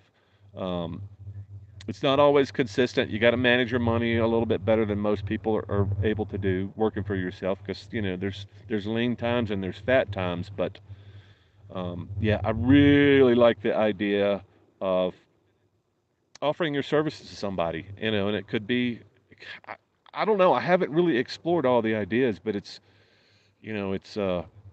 I've had the thoughts come into my mind. I've even thought about doing some ranching. I don't know anything about taking care of horses or cattle or sheep or chickens or nothing. But I really thought about going through Montana or Wyoming, Idaho, and going, hey, I don't know anything, but I'm a pretty hard worker. I'm old. I'm kind of broken down, but I can move some stuff around on your farm. I can ride your horse. Ride the fence line. Um, I'm pretty sure I could figure out the fence repair thing pretty easily. I could learn. I'm a quick learner, and pay me a little bit of money, and golly, that just sounds so exciting to me. It's like learning how to do something that is a marketable skill. I worked on a ranch in Montana for a few weeks last summer, and I did this and I did that, and had a fucking great time. And they paid me a little bit of money, and now I've got a skill that I can just, hey, you know any ranchers anywhere else in Montana? Do you know any ranchers in Idaho? I'm not gonna make a whole lot of money, but you know, maybe it's they just need a little bit of help in the summer. Maybe it's in the fall or the winter, or I don't know. I just know that those those opportunities are out there. It's just I don't know how to find them, and I don't know if it's something that somebody my age and traveling gigolo, yeah, traveling gigolo. If only I've had some weird thoughts in that realm. I don't think that's probably another video. I don't want to go into too much detail about the things that yeah, OnlyFans. Yeah, seems like we've gone down this road before. Yeah, probably. If you could do the handyman work, come back to Chicago. I'm happy to pay you to remodel things at my house. Dude, I might come back to Chicago. I thought about doing that. Uh, my my friends in Reno I stayed with, they were actively remodeling their house and they were having trouble with contractors. And I almost mentioned it to them, but their house looks really nice. Like they've had some high end work done there, and I didn't want to go. I'll make your house look better, and you don't have to pay me much. And I don't know, just something about doing business with friends. I don't know. There's something about that. Just I don't know. I would much rather do favors. I would much rather do favors for friends, and that way it's the friendship. It's the same thing with loaning money to your friends. It's like it's usually when I loan money to my friends, it's like I've got to expect that this is not going to get paid back, kind of thing, because I don't want to lose my friends. It's like, can I part with this money? Can this be a gift down the road if it doesn't get paid back? That's kind of my thing with same with working for my friends. Like, like I used to be in the computer repair business. That's how I first started in 2005. I was like, I can do computer repair. I can build computers. I can do data recovery. Look, I can make a living doing this, and I did it. I never charged my friends, so it's kind of like, yeah, fix your computer, bring it over. So kind of the same thing. It sounds good, and I could probably make your house beautiful, but Is it something? Is it something that I want to do for money, for my friends? I would much rather you refer me to some of your friends. That way, it's not. I'm not. There's nothing hanging there. You know. But I appreciate the offer, Keith. I really do. Develop Farkles for motorcycles. Your laptop holder and the top box. Oh yeah. Well, take a look at that. If I was to sell that to somebody, they would have to. If I was to sell the modifications that I've done to my motorcycle to somebody, they would have to. It's not a production. If you look closely at my setup on that top box, somebody could probably go, man, I don't know. It looks like you could have had a tighter fit here. It's like, yeah, I could have had a tighter fit. I would have had to spend 3 times as much time making a complete tight fit and not making, but it works completely and it's fully functional and it's waterproof and you know.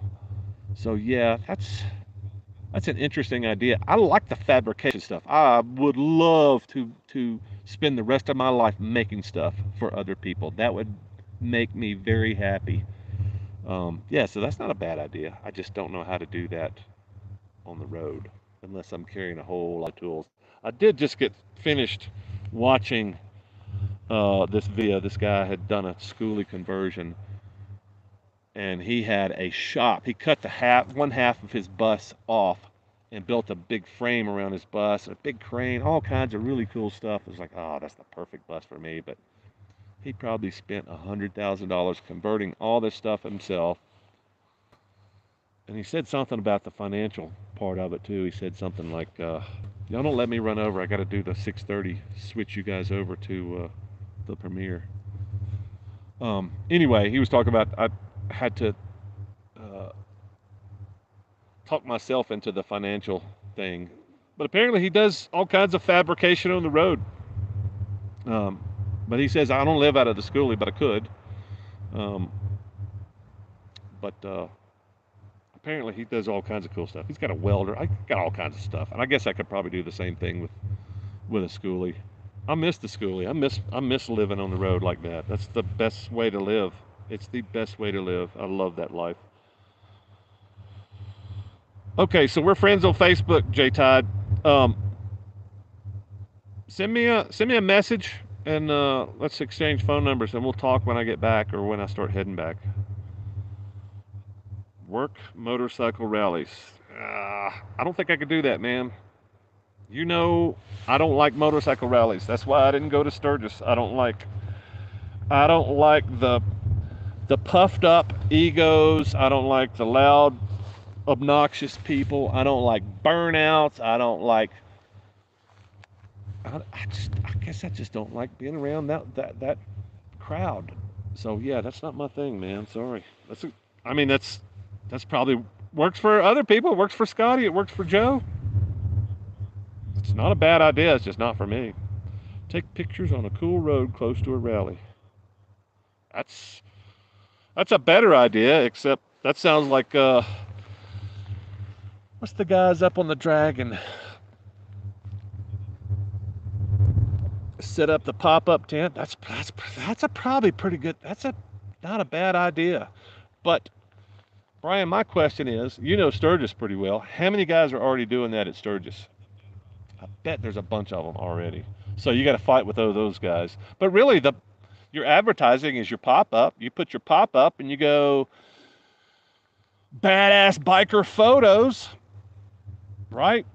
Badass or Moto Giant, Moto Giant photo on your pop-up. That's your advertising, right? You got this big fancy lens, and you're all up in somebody's grill, and you set up on the right corner. You probably make more money selling the crashes, because that's what they would be doing. They'd be looking at you instead of looking at the corner that they weren't looking at anyway, and they're looking at you going, "Hey, am I cool enough?" Crash, boom, bang. Yeah, I don't know. I did an interview with one of those guys. I think it's called Dragon Photographer. Go to my channel and hit the search button, Dragon Photographer. You'll find the guy that I did the interview with. It's pretty interesting. Pet sitting, yeah. Take pictures. Pet sitting. You can pet sit anywhere in America. Yeah, you know what?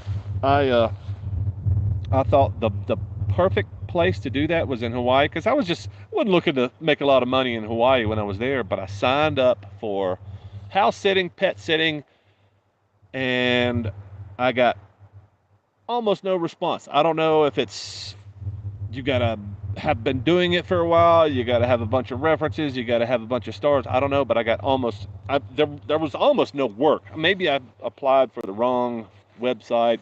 There was some there's a lot of scams going on in that industry too, because I signed up for a few of the websites. I think I signed up for two or three of them, and then one of them looked like it was legit, but there was nothing going on there.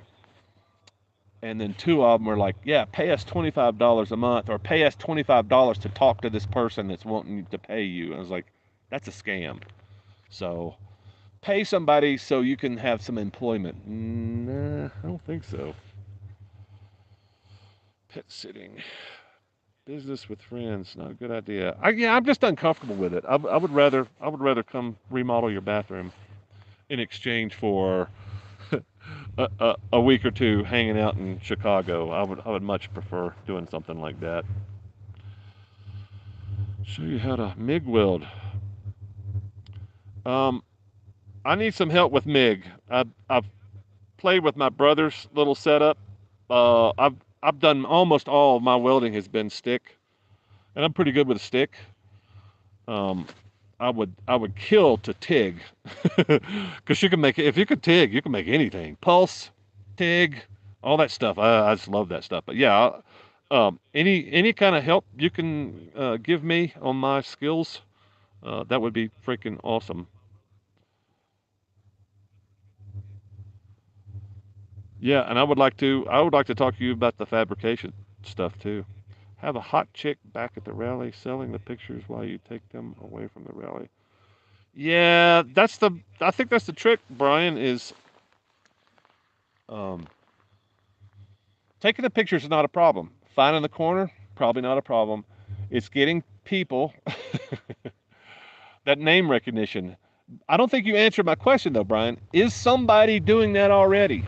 My guess is around the Sturgis rallies that there's probably three or four or five guys on the twisty roads around there taking pictures of people. And and even then you got to worry about the county and whatever the state coming in there going, "Hey man, where's your business license? Did we give you permission to sit here and operate on the side of the road?" I don't know about all that stuff. I don't know if that's a big deal or not, but yeah, that's nice. That's a pretty good idea. But answer the question: how many people are doing it at Sturgis already? How many people are doing it at the other rallies already? Because really, all I need is a lens. I need a better camera, but yeah, I got a decent setup. Most people don't know the difference between 25 megapixels and whatever it's 60 or 80 billion megapixels. I don't know. I don't know what the. I know I could take a good picture in a turn now. Yeah, I'll check your Facebook. I'll hook up with you when I check Facebook later on, J Todd. Josh, right? That's who you are. What's up, Motorhead? I'm trying to be positive this stream. Trying to be as positive as I can. Okay, I was just thinking about this the other day because I probably made since I acknowledged your comment. I'm trying to paraphrase. I've acknowledged it, and it was a good comment. It was constructive. You should be positive. I think you should be more positive or less negative. You're out there doing the things that we all want to do right now. You're living the dream. That's paraphrasing what your comment was, and I completely agree with it. The problem I have with the bigger picture of that is I can't be positive all the time because this is not all positive. I got to talk about the rain. I got to talk about the cold. I got to talk about, ah, shit, I broke some stuff on my bike. Ah, shit, I sprained my back to the point now where I'm thinking, I don't want to go down some of these roads because it's like, I mean, I dropped my bike. You're coming in late, but I dropped my bike coming into this camp spot, and I know this camp spot. The road's gotten a lot more torn up since the last time I was here, but I dropped my bike, broke some shit, scratched my bike, and I couldn't pick my bike up. Luckily, there was a guy coming down the road. I'd already unloaded my bike, and it was downhill, but it wasn't downhill like the last couple of times. But I'd hurt my back the last three times I picked up my bike. It's gotten progressively worse, and I'm getting weaker. I'm almost 60. I'm getting weaker, and I can do something about that, I know. But it's starting to make me think that I need to be careful, much more careful than I thought about. So those are the negative things that I need to talk about, number one. And there's a few things that I need to talk about just because people need to understand it's not all paradise. It's not all, I can't call up the pizza guy and say, hey, bring me some pizza and a, six pack of beer. That may sound like a negative thing, but it's something that needs to be expressed. It's like, shit. I want to talk about the pain in the ass that getting water. Like I'm out of water now. I've got half a gallon of water. It's dirty river water. I got to filter it. I just took a shower with most of it. But so how do I come to terms with that? Since you're here, give me all your wisdom. How do I come to terms with I've got to express some of the negative sides of what I'm doing. And I'm trying to remember what your comment was on something I wasn't. It may have been on a live stream. I don't remember. I don't remember exactly. I think your comment was on one of my videos, and I was saying something negative, and I shouldn't have been negative. It's probably the Carl and Gary thing. I don't know. But yeah, tell me how I can talk about the negative things without leaving people with a bad taste in their mouth. Painting the whole picture. That's the question I've got. Instead of going, I get you, Boots. Everything's positive. Every once in a while, she runs into something that's not. I'm trying to remember the last thing. She had some hang-ups at the border. That's the only thing I can remember her having trouble with. She had trouble with tires and some hang-ups at the border. But if she left all that out, and what has she not talked about? What has she left out? What are the negative things that she left out to make everybody feel good? That's my question. How do I reconcile the fact that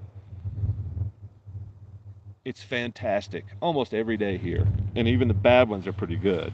But how do I reconcile the fact that I've got to talk about the bad stuff sometimes?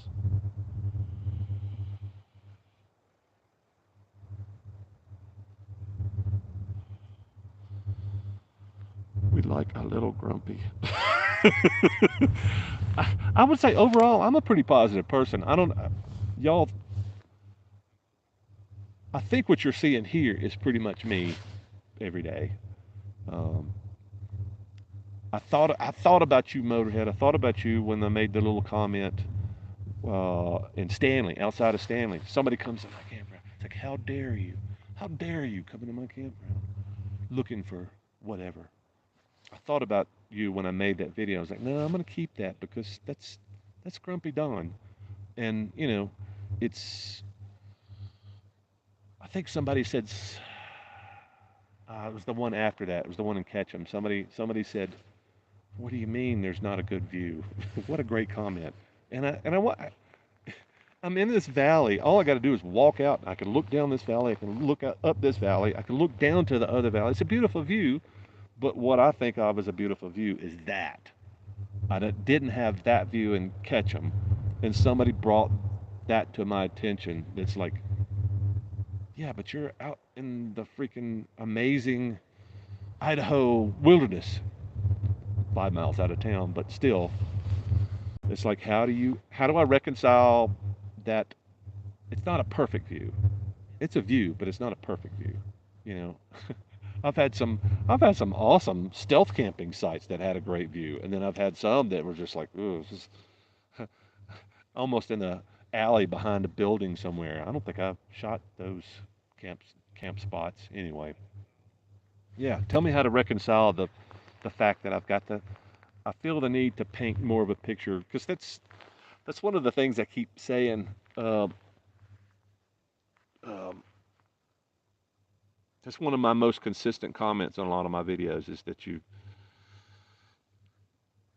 that you're real, and I like to keep it real. I'm this is about a average day for me. Um, I get a beer in my hand, I'm a whole lot happier and funnier, and but yeah, this is an average day for me. So I'm not I'm not too much negative, but it comes out every once in a while, and I apologize for the people that all want to see all itchy boots. I can't smile all the time. I'm just not that happy. Hope you got a response for me. You should become the Bob Wills, the motorcycle community games that Z Traveler's already trying to achieve that. Uh, I'm not really sure what Z's goals are. Um, she does. I think she does a pretty good job of that. She's brought a lot of people together. I'm not sure why the vagabond community, her community. I'm not sure why it's not huge. I'm not sure, and my guess is that it's hard to do that kind of life. It's hard to do what her and AJ and Scotty and Joe. It's hard to do that kind of life, especially in the winter. And I'm not really sure that she does much of that in the winter. I think she kind of stays in one place, um, under a roof, um, in the winter. And that's why I say it's a lot harder than it looks. Um, I enjoy it so much. It's not. I don't feel that it's hard for me, but if you can regulate the temperatures by moving easily, um, it can be easy. But I just don't think this life is for everybody. But I think van life, RV life, that's so much easier if you can afford it. If you can afford the rig, maintaining the rig, keeping the rig fueled up, it's a lot easier than motorcycle stuff. So that may be the reason Z's community is so much smaller. She's got a lot of people in there in her community, a lot of people, the faces that you will never see. It's impressive to see the faces that you do, but you see a lot of the same faces. I think she's got maybe 40, 50, 60, 70 people that actually show up and go, hey. And maybe she's got a lot more that do it and just don't show up. But my guess is there's a lot of people like you guys, a lot of people that watch and don't necessarily know how to do or can do, or maybe it's a function of time and money and all that. I don't know, but yeah, that's an interesting comparison. I don't know that I ever want to lead another community. This is the most community that I ever want to lead. Get on YouTube and talk about. Damn, I lost my chat again, y'all. Bear with me. There we go. It's hard running this thing on a phone. I'm telling you, it's hard. Josh is right. Start a YouTube channel, get 1 million views twice a week. Yes. Yes, that's easy. That's what I'll do. I'll start a YouTube channel with 1 million views a week. How do I do that, Brian? How do we get the 1 million views a week? I would much rather see and hear the good, bad, and the ugly. There's a Disney for yeah. Thank you, Free Ranger Uper. Thanks for checking in. I love that comment. Disney for the fantasy crowd, which is why. Thank you. I appreciate that because that's the way I feel too. I don't want anybody bullshitting me. Oh look, here's the Instagram's the perfect example.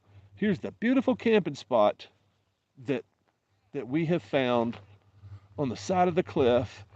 And we're not going to tell you about the last 3 weeks. We're not going to show you those little shitholes that we were camped in the last 3 weeks because, and we won't tell you about I had to put an alternator in last week and brakes went out and is that this and that. That's Instagram. That's the van life. That's what I think of as the van life bullshit. Here we are out on the beach. Uh, 3 weeks from now, we'll show you another awesome picture. And there's not going to be any story because we don't want to tell the story because it's ugly. There's ugly parts of it. So yeah, I appreciate that, man. I appreciate that reinforcement. That's one of my most consistent comments is you're real. There's no bullshit. There's no, I'm not a different person, and I'm not. This is what you get. This is what you get in most of the videos. I mean, a lot of stuff when I'm talking to the camera, making a video, I try to think about what I want to say before I start talking, but usually it's just emotion. Usually it's just raw emotion. Look, here I am. This is awesome. Check this out. Oh, check out, I just broke something on my bike. Oh, y'all are gonna see the broken drop bikes coming up soon. I don't get the crashes always, but I get the I get the results. I get the after, because usually it's like I need to take a breath here before I start unpacking my bike, or I've already unpacked my bike. I need to film the chaos. I need to film this. So I don't always get the crashes. I rarely get my crashes. I've explained that before. I don't expect to crash in the easy stuff, and that's usually what I crash in. So. Was around the big band breakup. Yeah. Just kind of worried about you. Seem a lot happier. Sometimes we all have a suck day. Yeah, I think that was probably a suck week. I was pretty angry back then. I'm not angry anymore. I'm still got some resentment about the whole big band breakup. I like that. Yeah, behind the music. That's what we're gonna call the behind the music episodes. Yeah, I've done those. I spoke about that earlier. Hopefully you missed that one. I spoke about, okay, yeah, we should all be big boys and shake hands and you know have butt sex with each other, but that's probably never going to happen. But yeah, I'm pretty much over it. I don't care anymore. It's just it's more like it's a trust issue now. How's the light? Do I need to turn the camera a different angle? Do I need to move around? How's the audio? Everything okay here? Put my glasses away like a moron. What the hell do I do with my glasses? Because I can't read without them. Not anything on the phone.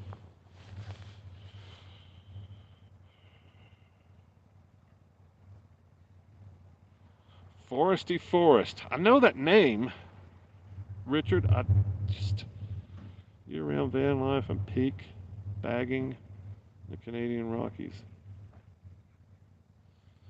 I know the name. I'm not sure if I've ever seen his YouTube. I used to watch a lot of van life folks, RV folks, schoolie folks. I used to watch, but now that I can't figure out how to do that financially anymore, I I don't want to be jealous. You be you. Thank you. Don't censor yourself. It seems super unhappy, and maybe cheer you up a little bit. In a good spot. Wasting time, bothered by poop. You can't change. Yeah. Yeah, I'm gonna try to find happiness. Um, but that's lucky. I'm in that spot, like you said. I'm lucky enough that I have just enough money to scrape by and do the things that I want to do without having to get stuck behind a desk, punching a clock. But yeah, that's probably going to be the most interesting thing that happens in the next few months. Is I'm going to have to figure out some kind of way to make my dreams come true without making a whole lot of money, but um, and that may be something that translates to, hopefully it translates to some of you guys if y'all want to get away from the 9 to 5. Hopefully I find something really cool. But yeah, I don't think I've ever been so motivated by finding some other means of uh, creating revenue and funding my lifestyle. I don't think I've ever been this motivated. So there goes one of my neighbors. I'm gonna do it. I don't know if y'all can see him. My neighbor's down the hill.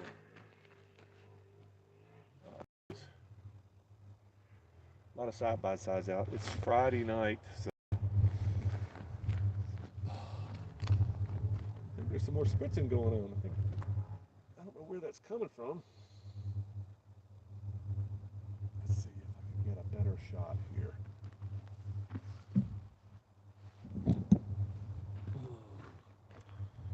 Move the camera just a little bit.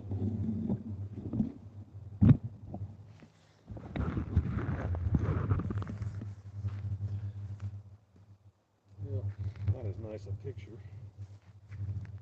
it's not backlit, right?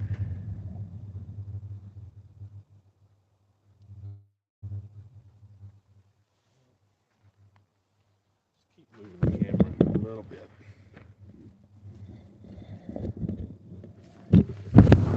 Uh-oh.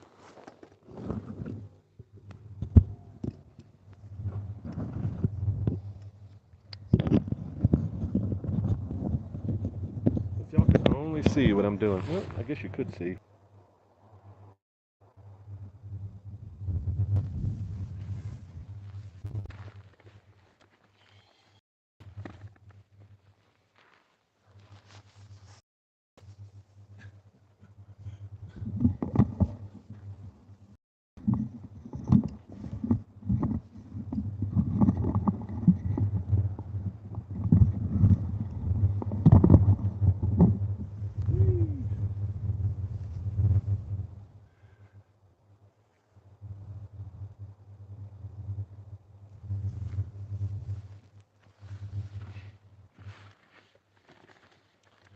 All right, let's try that.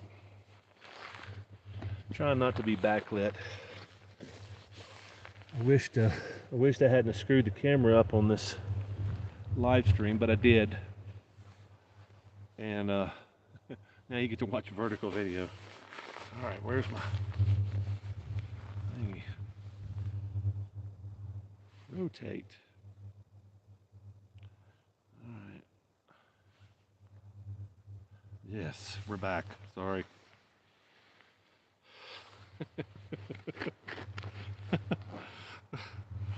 All right, glasses. Yeah, maybe I shouldn't get up and pan so much because it causes problems. I think it just caused me to realize how bad the backlight was.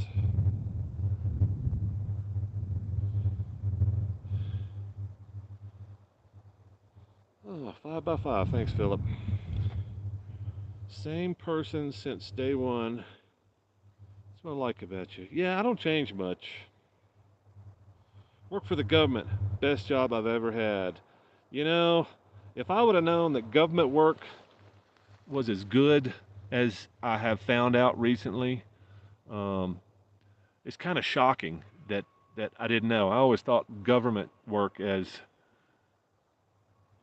I don't want to go work for with all those bureaucrats and the dumb people and the politics and I just always thought that's got to be the worst job on earth. But the Fed apparently they pay so well. They pay well.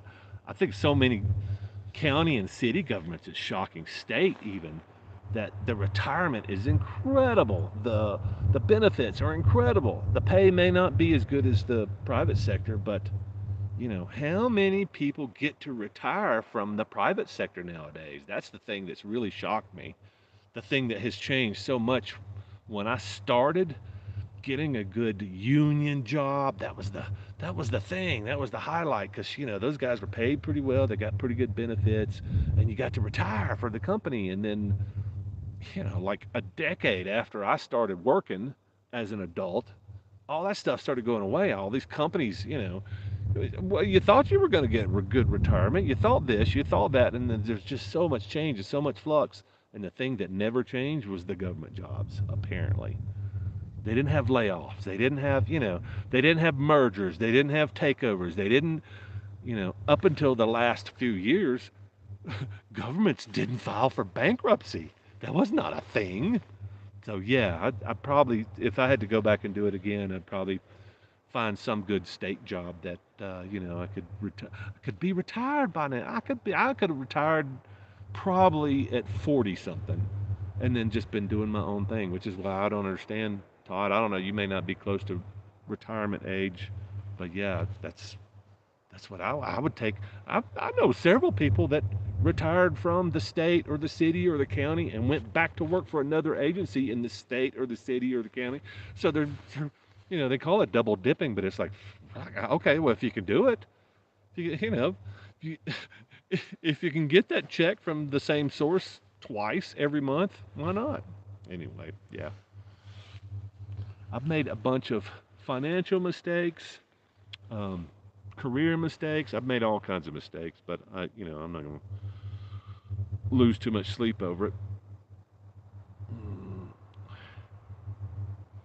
I have been dealing with that clock, man. I look around and see people 10, 20 years older than me and like to feel freer by the time I'm there. Yeah, dude. Yeah.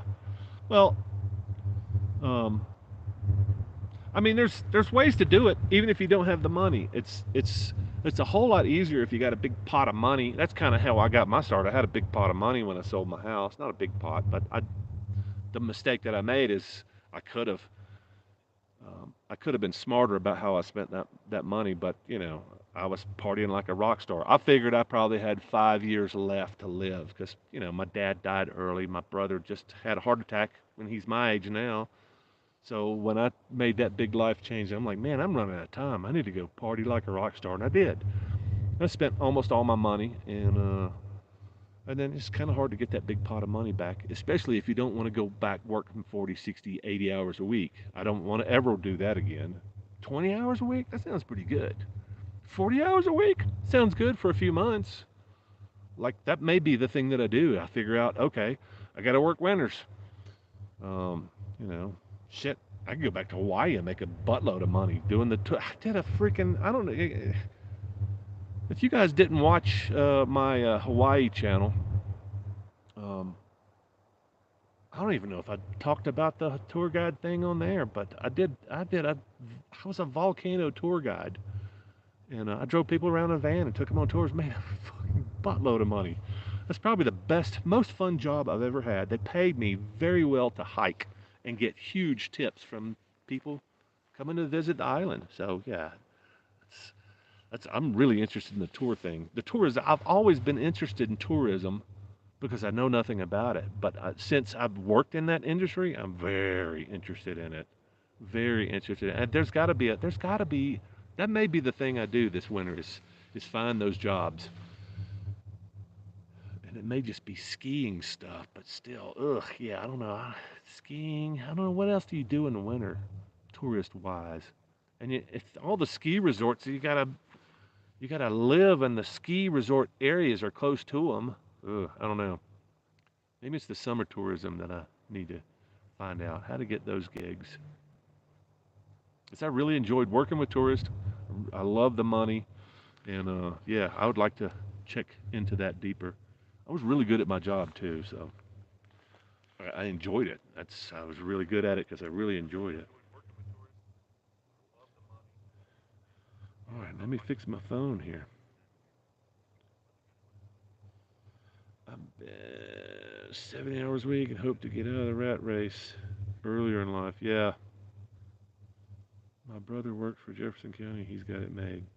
Yeah, my ex sister-in-law worked for Jefferson County, and she did very well. And she's retired now. She's maybe a year or two older than me. Kind of where we are here. One day sell the house and a couple of properties plus savings, a couple other things. I think I'll be able to sell out one day and be okay for a few years. Yeah, I think that's really.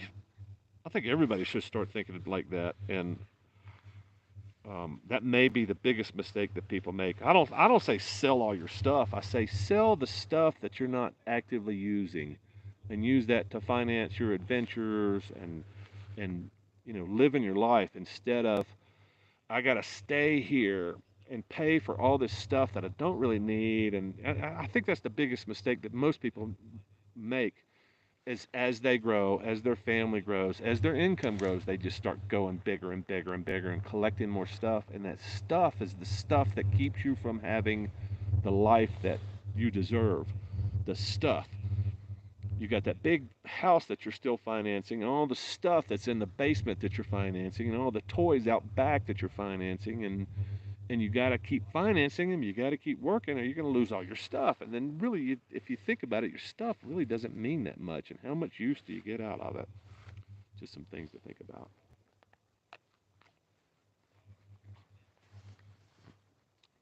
Got to have something to eat. And I knew without liquid, I don't have any beer. I stopped drinking. Anybody notice a change in the live stream? Is it better or worse without alcohol? I bet I bet nobody even noticed. Trying to get a jump on sober October.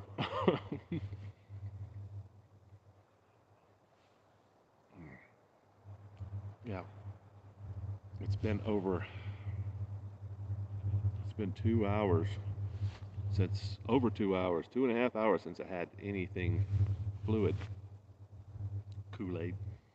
So I got about 20 more minutes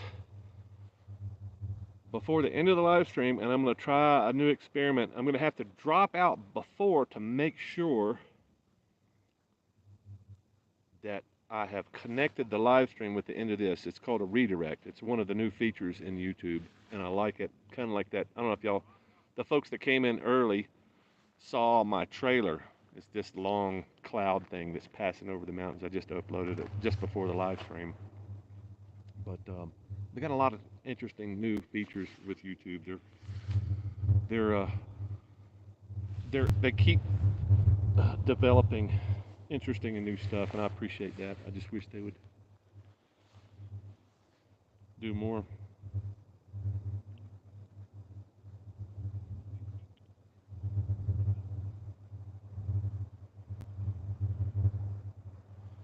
My brother went to the Navy at 18. Is just now getting he's set up. Yeah, military. Yeah, I don't think I could have done the military. The military for me, I mean, there was a lot of stuff that was good about the Army, but there was so much that was bad. Man, you talk about somebody controlling your life. You sign at the dotted line, and they control your life. Unless you're an officer, you know, you can always just bug out when you feel like it. If you're an officer, I'm just not feeling it anymore. I'm going to resign my commission. That is such a disappointing difference in the military. I probably would have gone down that route, except I couldn't figure out how to make that work. But yeah, go in as an officer, and then when you're just not feeling it anymore. But still, 20 years, 20 years, the pay is not that good. You know, they tend to take care of you. I guess the officer's pay was a good bit more, but still, you can whatever you were doing in the military, you could make so much more in the private sector, and so many guys did. I mean, look at what is it? I'm trying to think of the contractors that did the Iraq, Afghanistan thing. Those guys made killings. You know, they probably went back as contractors, making 4, 5, 10 times as much as a contractor, doing the same stuff and not having any of the rules, or very few of the rules. You know, rules of engagement. No, if they shoot at you, shoot back. You know, go in there. We promise. You'll be safe. Go in there. Go ahead.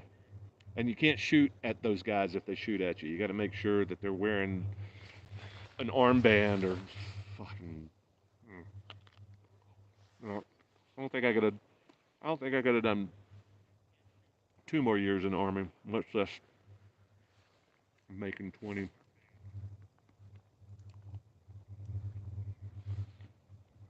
Consider not selling. Get good property manager. Yeah. Um, Airbnb. Good money. I'm a weird mofo, man. I don't. I don't need this stuff. My family does.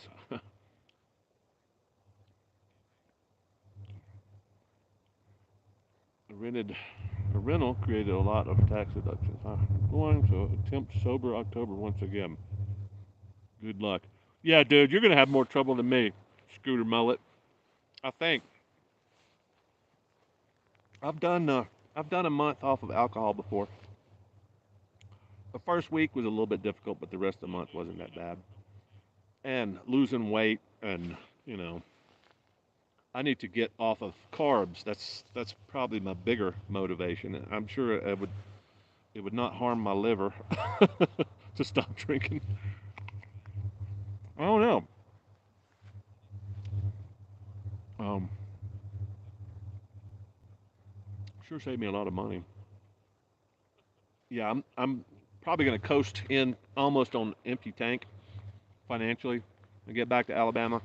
And the only reason I'm doing that is probably because you know um, beer. It's expensive. The beer I like, I mean, $10, $12 a six pack. It's not cheap. That's more, yeah, I'll probably spend twice that much on food every day. I can eat for under $10 a day. A lot of times though, I would rather have a six pack of beer and some crunchy thing in my hand, and that's my dinner rather than dinner. Because I think I was telling Keith asked the question, "What have you been cooking?" Nothing. I don't cook. Rarely. I want to cook more, but it's hard. It's hard. Mainly the thing is cleanup. It's cleaning your dirty dishes.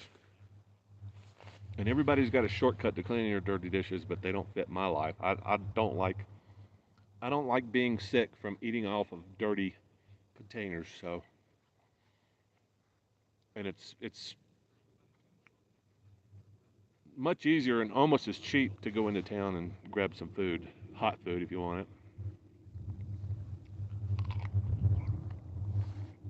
Especially if you don't drink with your meal, which is usually doubles my tab. $15 to $20 for a nice meal, and I can eat one meal a day. But you add a couple, three beers in there, and it's 40, $50. So, yeah. How about some questions? Let's answer some questions. We got about 14 minutes left.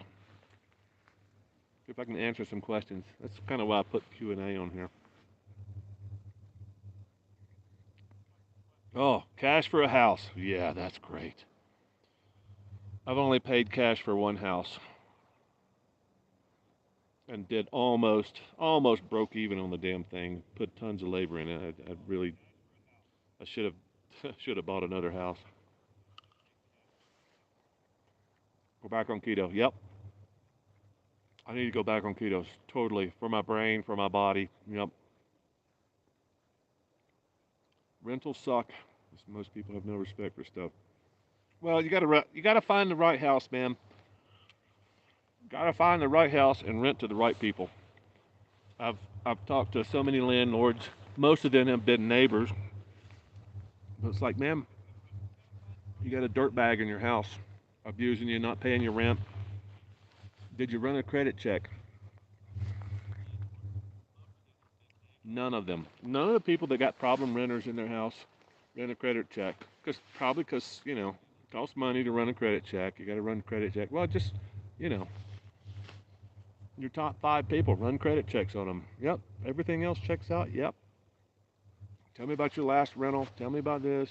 Tell me about your job. Tell me about. Okay, I'm gonna I'm gonna write up a contract and we're gonna run a credit check. And if everything checks out, and if they got a 300 score, don't fucking rent them.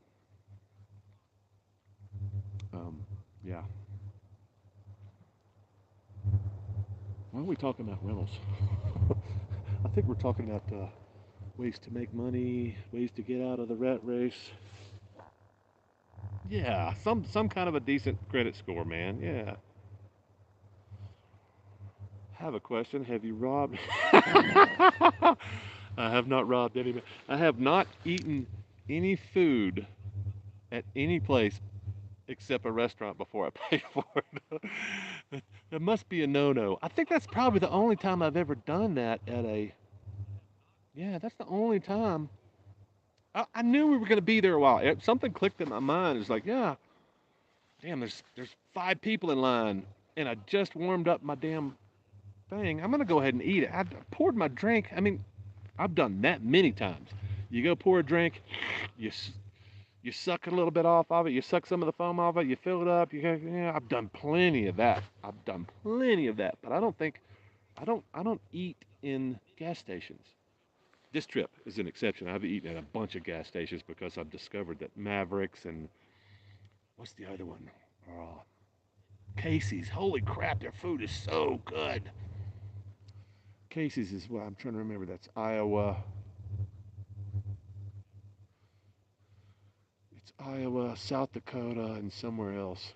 Oh, that's man. If y'all were in those states and you run into a Casey's, Go in there and see what they got behind the counter because I've had some amazing food, like a good restaurant food, and not just that. It's not limited to one fare. It's, it's got American food, it's got Mexican food, it's got Italian food. It's all fucking good.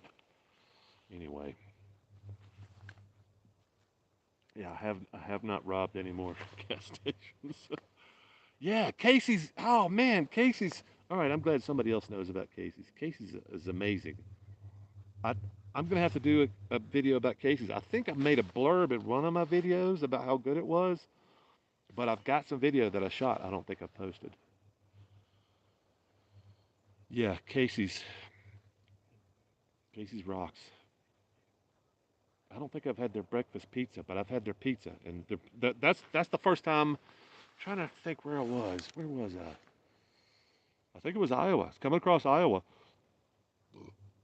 and I was dehydrated. I walked in. I was like, I gotta get it. Filled up my tank. I'm hot. I'm gonna go inside and get a drink and sit down somewhere. And they had seating, and I knew they. I think I'd been in one or two before, and I knew they had food. But I walked in. I smelled the pizza. I was like, shit, man, that smells like a pizza store. And I went over and started looking at the pizzas. Like, well, they sell it by the slices, pretty cheap, $3. I'm gonna pay $2 for a drink, big ass drink. I'm gonna sit here, and I'm hungry. So I'm gonna eat their shitty little $3 pizza and feel good. I'm gonna cool off, and I ate their shitty little pizza. The first bite I was like, this is not shitty little pizza. This is good. This is like regular pizza. This is Domino's or Pizza Hut or it's really good, good. And Pizza Hut's changed. I don't know if y'all. I used to have a bad opinion about Pizza Hut, but the last I don't know, 5 or 6 pizzas I've had from there are really good. Anyway, Casey's is the bomb. But Mavericks is not that far behind. And you guys, don't you have Mavericks, um, Jamie? Coming back to Alabama first or second week of October. I'm playing with the idea of making the Vagabond Rally in Oklahoma. Depends on the weather. Depends. I, I think I'm okay on the money right now, but something could break. I have to spend half the money I've got left in the bank to fix it, and then I have to head home. I could bust a tire. I could drop my bike again and break a freaking another perch.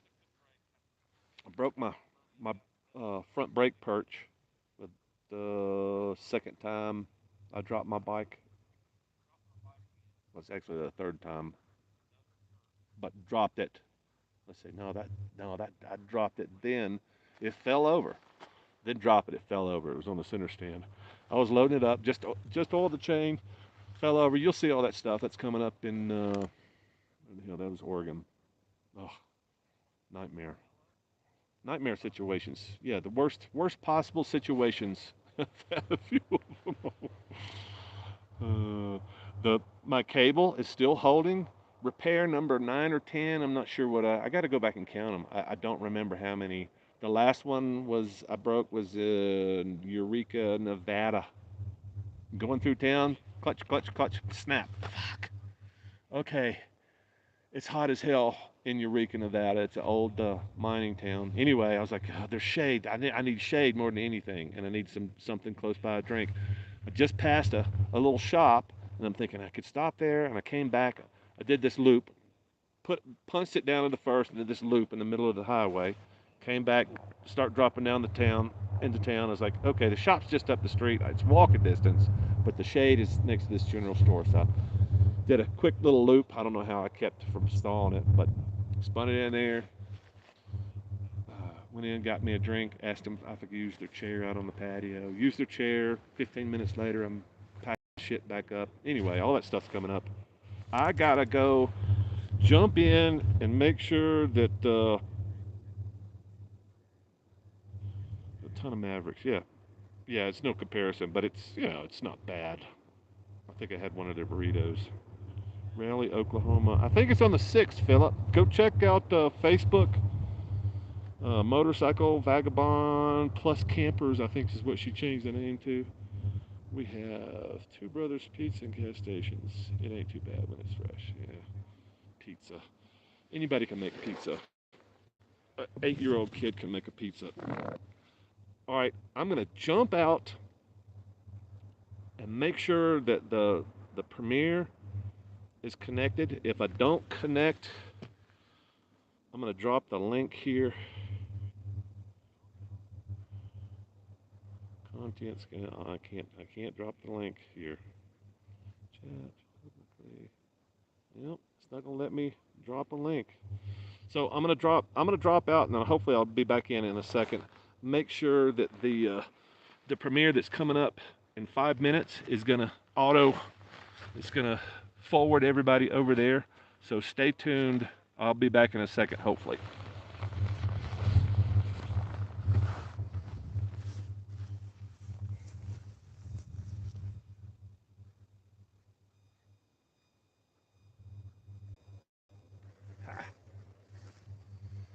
All right, gonna work. Let's hope so. I haven't done this before, but I forgot to do it before I jumped on the stream. I thought I had plenty of time.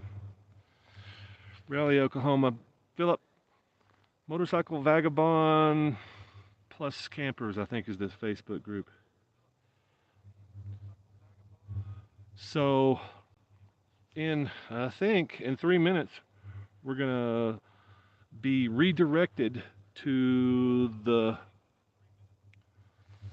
premiere of a video that I posted on my coffee page. I don't know if you guys know about the coffee page, but I post a lot of stuff. It's all on YouTube, but it's commercial, ad free, and it's just kind of a thank you for the folks that send me coffee money, and this one in particular only had like 6 views, so I think I've got like, I don't know, 18, 20 supporters, but only 6 people watched this video, so I figured, okay, well, either they didn't get the message or they weren't interested anyway, so I figured you guys can watch this, because I don't have anything uploaded to try this Premiere feature out, but I want to start doing this if it works, if everybody gets forwarded over to the same thing. Yeah, thanks, Dennis. So I'm not sure if it's going to forward over at exactly the thing, or I need to drop out, or what. But the premiere is scheduled at 6:30, which is a minute and a half from now, I think. Anyway, I think the premieres give you about a 2.5 minute lead time. So I think what I'll do, if it doesn't kick us off the live stream at exactly 6:30, and I'm talking Mountain Time here, so. See 16 watching. Yeah, hopefully 16 people will join us over in the premiere. Hopefully. This would be really cool if it starts working. I mean, if it works really well. I don't know how it works. I've never done it before. I think I've tried it before and it failed. Yeah, I can't remember. It's been a while. So by my watch, it's saying 7 seconds, 6 seconds. Um, and hopefully if everybody I'll see you over on the premiere. We can hang it over there too. And let me make sure on this thing.